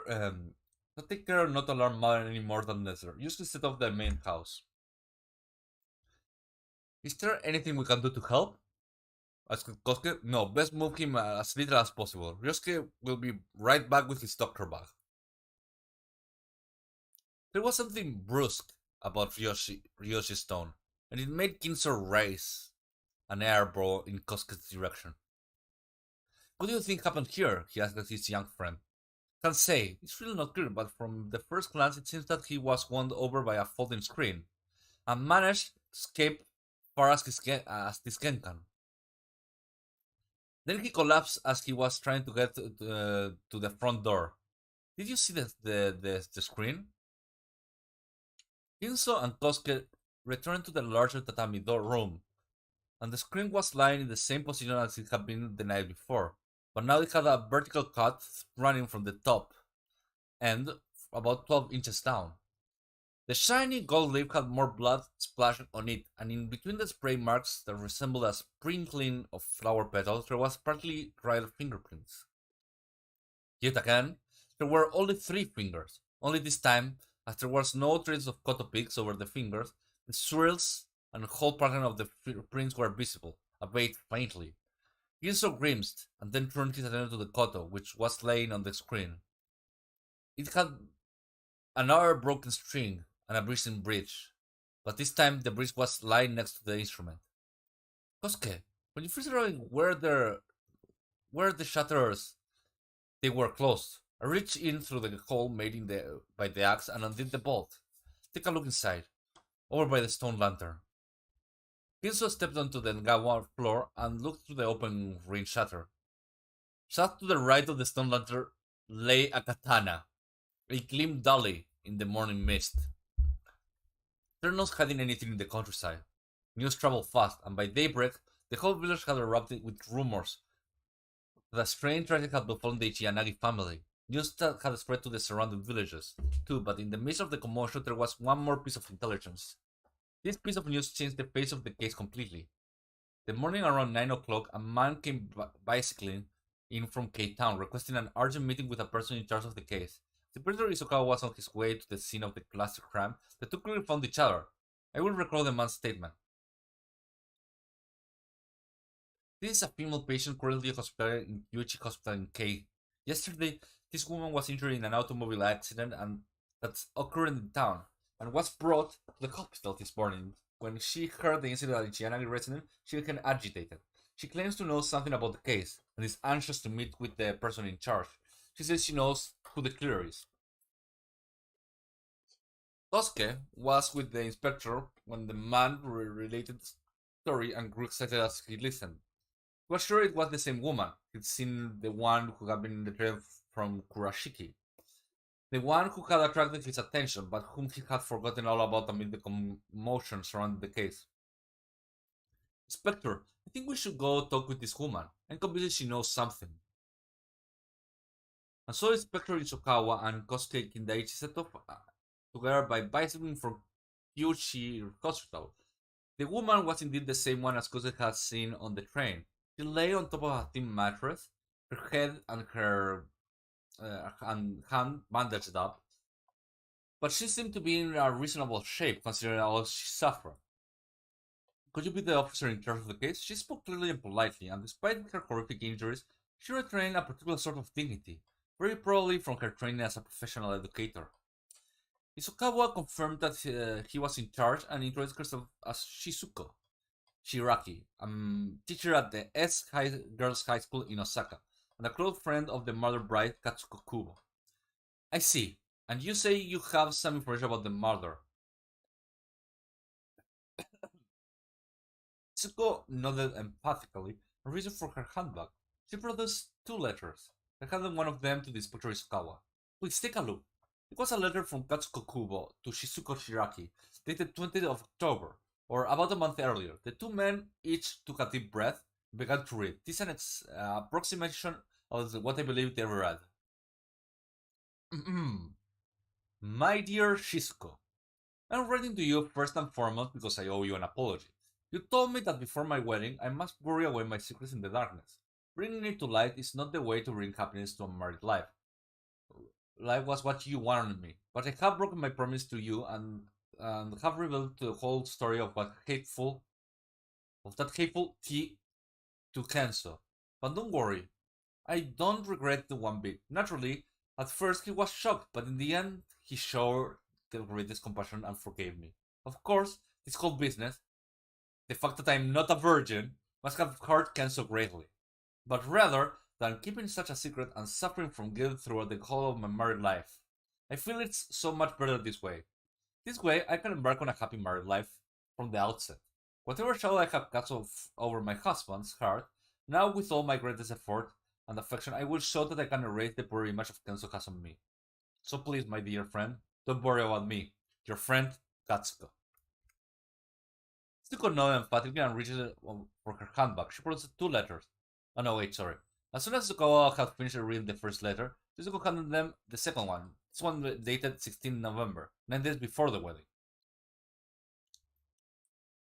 Dear Shizuko, please help. I'm in a state of panic. Yesterday, I went with my uncle Ginso to a Mitsuko Kishi department store in Osaka. Please forgive me for not dropping by to see you. I couldn't really with my uncle there. We were there to buy things for the wedding ceremony, but who do you think I ran into? It was T. I was so horrified. Can you imagine? He changed so much since those days. He became so wild and degenerated. He was in the company of another youth who you could tell at a glance was some kind of gangster. I must have turned white on the sight of them. My heart seemed to turn into ice and my whole body started to tremble. Of course, I had no intention of saying a word to him, but then, he waited until my uncle's attention was elsewhere and he approached me. With a horrible smirk on his face, he put his mouth right up to my ear and whispered, Getting married, are you? Congratulations. I felt so ashamed, so humiliated. Mitsuko, what should I do? I never set eyes on him since the day we broke it off 6 years ago. I buried him deep in the past, or so I thought. I told Kenzo, and he forgave me for that reason. The two of us had both nerve to speak to T's name again, and then to bump into him. Of course, that one incident in Mitsukoshi was all. After that, T left without a backward glance. But Chisu-chan, what should I do? Inspector Isokawa finished reading and couldn't contain his excitement. Shiraki-san, do you mean that you believe that T to be the killer? Yes, I think he must be. I can't imagine anyone more likely to have committed such a heinous crime. Mizuko Shiraki spoke as if delivering a third lecture to her pupils. She went on. His real name is Shosotaya. He's the son of a wealthy family from Suma in Kobe. When he first Katsuko, he was wearing the uniform of some medical university. Later, it transpired that he wasn't a student at the university at all. He had taken the entrance examination 3 times and failed each time. Katsuko was an intelligent young woman, but she fell prey of some kind of predator that so many unsophisticated country girls newly alone in the city do. Taya completely took advantage of her. Katsuko didn't enter into a relationship with him lightly. She was in love, fully intended to marry him one day, but that dream barely lasted 3 months. As well as discovering that he wasn't really a medical student, he also learned of some dubious activity he was involved in. By the 4th month, she said she had to break it off. I was the one who went with her to help her do it, and he was totally brazen. He admitted everything. You found me out. Well, never mind. I got it. It's over. Still, his parting words were somewhat reassuring. He looked at Katsuko, who was in tears, and said, Kubo-san, don't worry, I won't be boring to you any longer. After that, as Katsuko wrote in that letter, he never saw Tai again, never again heard to talk to him. However, I have to admit that I heard rumors from time to time that he'd gone bad, that he was sleeping around, and eventually joined the Yakuza. Holy shit, yeah, someone was correct. Someone talked about the Yakuza a bit earlier. I never heard he was into extortion and blackmail. That's the kind of man that Katsuko was once romantically involved with. I'm convinced that when he heard that she was getting married, he couldn't stand it. I'm sure that it was Taya who killed Katsuko and her husband. Kosuke listened enthralled and waited for Shizuko to finish. Then he pulled out a photograph and showed it to her. It was, of course, the one the Inspector Isokawa had given to him the previous day, the mortal enemy one. Shirasaki-san, is the man in this photograph Taya? Surprised, Shizuko reached out and took the picture, but immediately shook her head. No, she said firmly. This is not him. Taya is far more handsome. Woman, far more handsome. He's a sociopath. Chapter 12. Final chapter for today. The Grey Voice Open. Shizuko Shiraki story had remarkable impact on Kosuke Kindaichi and Inspector Isokawa. Although they each took away a different impression from it, within the story was the key to solving the case. However, neither of them would completely understand that until later. For now, Kosuke and Isokawa left Kyuichi Hospital deep in thought. Although they were considered the exact same set of circumstances, their expressions were poles apart. Inspector Isokawa looked as if he had swallowed a very bitter tasting bug, but Kosuke Kindaichi looked bizarrely cheerful. In fact, he looked positively thrilled as he rode back, one hand on the bicycle handlebar and the other scratching his scalp through his wine-blowing tangled hair. The two cycled through town in silence, following the river, and were approaching the turning for the road that led back through Oak Village. When all of a sudden, Kosuke shouted to Isokawa to stop. Just a minute, wait a moment! Possible, Inspector Isokawa got off the bicycle and followed Kosuke into a tobacconist on the street corner. Kosuke ordered a pack of cherry brand cigarettes. Excuse me, he asked the shopkeeper. Does the road branching off over there lead to H Village? Yes, it does. So I take that road, and then what's the rest of the road? Is it obvious? Yes, pretty much. If you go straight along that road, you come to a village. There's a local government office there. Ask there for directions to the Ichiyanagi place in Yamanoya. It's a big old mansion. You can miss it. Take a road and run by the Ichiyanagi front gate. The road takes you up over the hill, but it's straight run, so there's no chance of getting lost. Observing her knitting, the shopkeeper barely glanced up.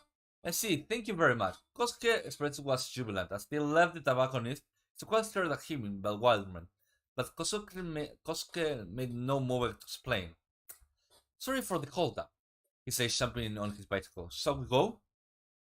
Isokawa thought about Kosuke's question, but couldn't for the life of him work why he asked it. Still uncomprehending, they followed Kosuke through Old Village and into the tiny hamlet in Yamanoya, back to Ichiyanagi residence. While the two detectives had been away, several had moved to the main house and had been attending to Ryuji and the village physician, Dr. F. His wound was deep, and he seemed to have contracted tetanus from the injury. At one point, he had been in critical condition, but by the time Isokawa and Kosuke pulled up on his bicycle, there had been a slight improvement, and it seemed he might be able to withstand some questioning. Isokawa immediately rushed into the sick room, but presently Kosuke made no attempt to join them. Instead, he dismounted and hurried up to talk to Detective Sergeant Kimura, and another young policeman. Detective, welcome to Trouble. Have a nice day. The demon is here. Ah, Raid is here, yes, your Raid is here. Well, was here, at least a few moments ago.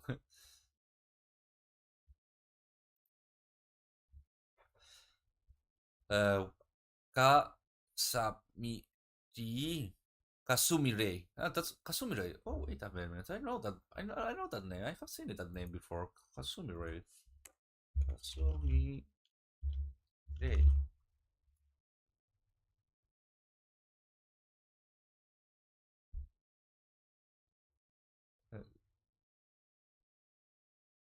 No, I have never seen that name before.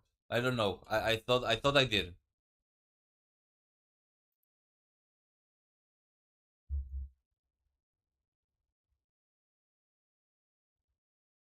Let me continue the story. I completely forgot where I was. What the sorry for the hold out.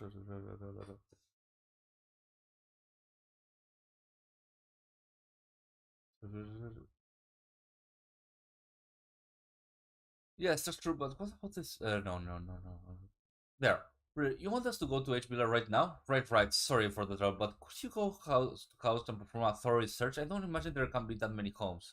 Yeah, that's true, but what about the inspector? Don't worry, I'll explain everything to Inspector Isokawa. This is an extremely important matter. Now, let me give you this. Kusen handed Sergeant Kimura the photo of a three-finger man that he has shown to Shizuku Shiraki. Kimura put it away in his pocket, then both still looking perplexed. The doctors hopped on their bicycles and cycled off at full speed. Kosuke watched them leave and headed into the.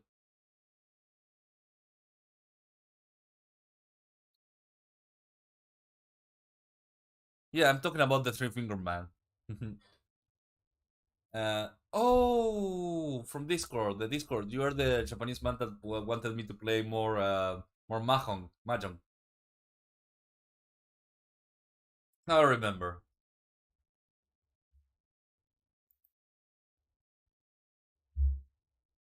Yeah, now I remember. Anyways, let me finish the story. uh, uh, once fucking lost it. Okay. This you mean this Kosuke handed Sergeant Kimura the photo of the three-finger man. Kosuke, don't you want to hear what Saburo has to say? No, it's fine. Anyways, I always hear it from the inspector afterwards. You sent the detective to H Village. Is there something out there? Yes, well, I'll tell you about that later. Ginso looked hard into his friend's eyes and exhaled deeply. He understood. Kosuke was no longer fumbling into the dark. Inside his brain, the replacement for a magnifying glass and a tape measure, the building blocks of logic and reason were right now being fitted together, one by one. The twinkle in his eye gave it away. He had almost solved the puzzle. You learned something in K-Town, didn't you? Yes, I need to talk to you about that. But not right now. Let's go inside. They went into the sitting room. No one was there. Conveniently for Kosuke and Ginso, the whole Ichiyanagi family was at Saburo's bedside. What Kosuke needed to say to Ginso was extremely painful for him to express. He knew that Ginso had loved Katsuko deeply, had trusted her implicitly, and to reveal her secret now was going to cause his friend great distress, but there was no way around it. He had to tell Ginso that he had discovered. The older man was shocked that Katsuko knew he would be. He looked absolutely wretched, like a dog that had been beaten. Kosan, this can't. I mean, it's true? I believe it is. There's no reason for this woman to come all this way to tell us a lie. They saw the letter that Katsuko wrote. But why didn't Katsuko tell me about it? Why did she confide in this friend? Uncle, Kosu gave Ginso a shoulder sympathetic squeal. Girls certainly don't confide in their parents or their closest relatives. It's much easier for them to open up with their friends. Huh? Ginso sat for a while looking utterly dejected, but this was an energetic man, only with only one purpose, one concern in the world, and he couldn't stay down for long. Presently, his spirit seemed to return to him, and he lifted his head. And so, what does this mean? Is this man Shosataya the murderer? That's what Inspector Isokawa believes, and it's what the woman Shizuko Shiraki claims. Hello, Necro. So, Taya is the three-finger man? Actually, he isn't. I thought he might be, so that's why I showed the photo to Shizuko, but she was positive that it wasn't the same man. The inspector is rather upset that the lead turned out to be dead-end.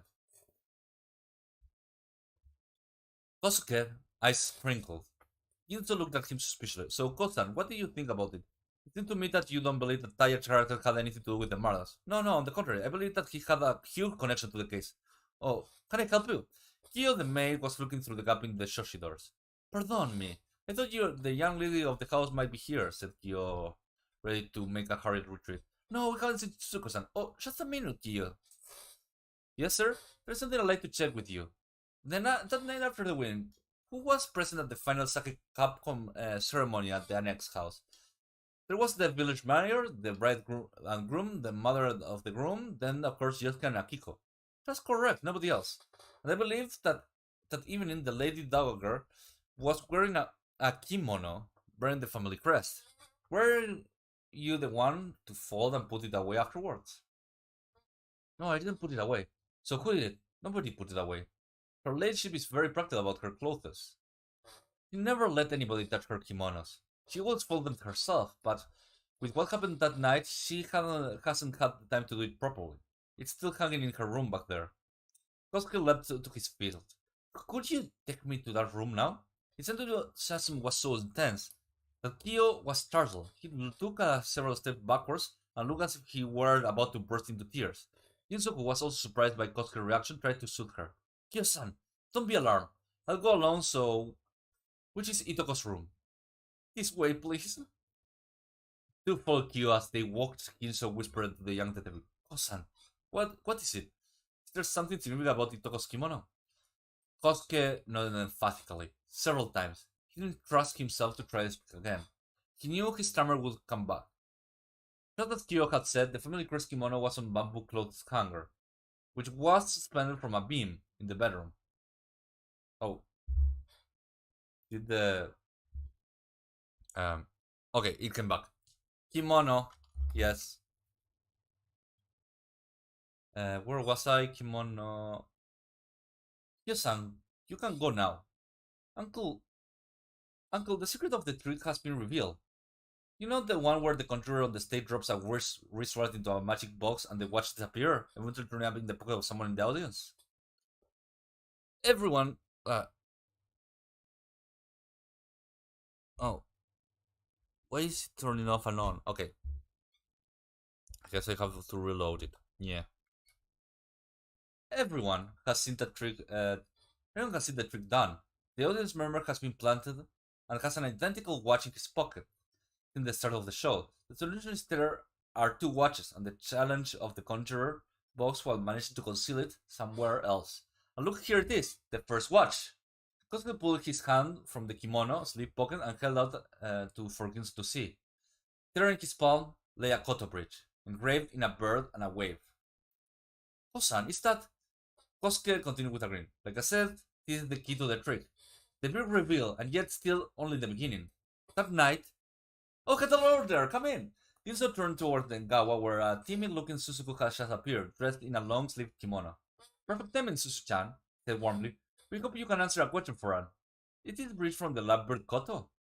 Suzuko nervously entered the room. She took a look at the item in Kosuke's hand and nodded. There are already a bridge missing from the Koto before you played it at the wedding, wasn't there? Do you know when the bridge went missing? I don't know either. It was gone when I... Hey, no, not Stinky. No Stinky. When I got the Koto out. And when did you get the koto out? The day the bride arrived. That morning I got it out of the storehouse. I saw there was one bride bridge missing, so I took one of my practice kotos and put it in the lovebird. So the koto was kept in the storehouse. Could anyone go in and out of the storehouse? No, usually not open. But because the bride was coming, we needed a lot of stuff out of it, so it had been open for a while. I see. So lots of people were going in and out. Yes, everyone was going in and out. They needed plates and bowls and sabuton cushions and folding screens. They had to get them all out of the storehouse. Thank you. You're a smart girl. Aren't you, Susan? By the way, Kosuke put a gentle hand on the shoulder and looked at her childlike face. Susu-chan, why are you so worried about the dead cat? Later, Kosuke would say he had no idea this question would turn out to be so significant.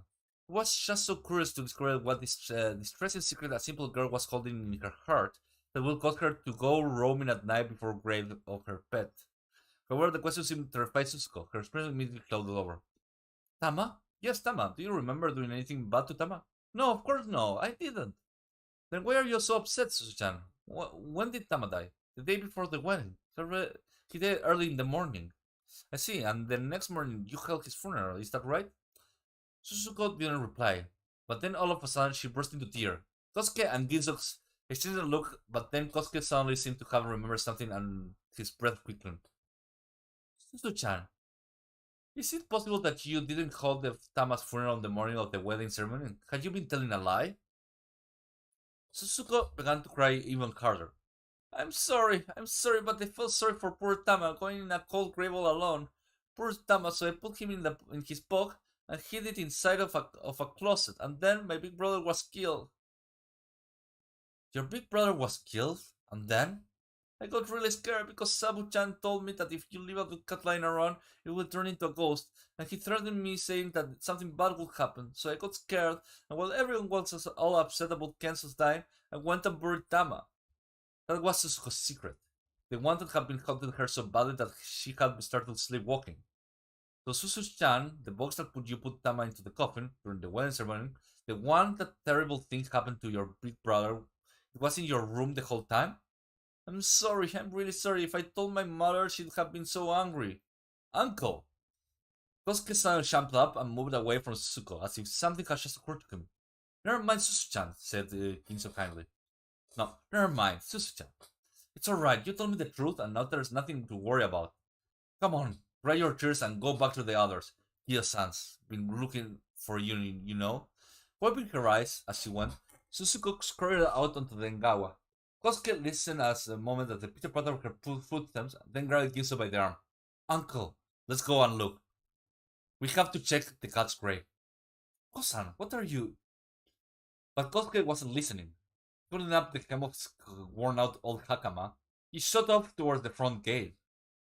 Instead, of course, rushing to keep up, they went straight to the end of the garden, where the grave was located. As luck would have it, the shovel that had been used to dig up the grave the previous day was still lying there. Kosuke set it up and began to dig. Why on earth are you? The girl's naive lie had me completely blinkered at the time of the murder. The cat coffin was still in Suzuko's room.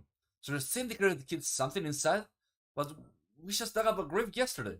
Yes, but that means after all would be the safest time to hide something in it. It took no time at all to dig down the wooden box. Its lid had been pried off just a day before, so the nails were already loose. And this time, it's easy to remove. Inside looked just as before. The tender-hearted Suzuko had wrapped the tiny body of the kitten in a silken blanket. Kosuke took a stick and used it to poke open the blanket, and then reached down with one finger and thumb and carefully extracted something from underneath a parcel wrapped in oil paper and tied up in a string. It was the same size as the kitten. Nitsu was amazed. The parcel definitely had been there in the coffin when they checked the day before. Kosuke tore off the corner of the oil paper, peered inside. He immediately held it up for Nitsu to look at. Look, uncle! It was here after all. Nitsu looked through the tear in the oil paper, and all at once the ground seemed to sway under his feet. In all his years on his earth, he had never would again experience a shock like this one. Even though in this case alone, there were still many more grisly discoveries to make. Nothing would come close to the sheer horror of this moment. Or wait, yeah. So we will have the deep horror of this moment for next time because we are going to end it right now. It's not. It wasn't me. It wasn't me. At the time, I was in the other. I was in another place, and I can't speak Japanese, so it wasn't me. I didn't do it. And anyways, uh, thank you for coming, and see you soon. We will. I will be streaming at Rida's channel if you want to continue watching me next time. So thank you for coming, and have a nice day, night, evening, whatever. See ya.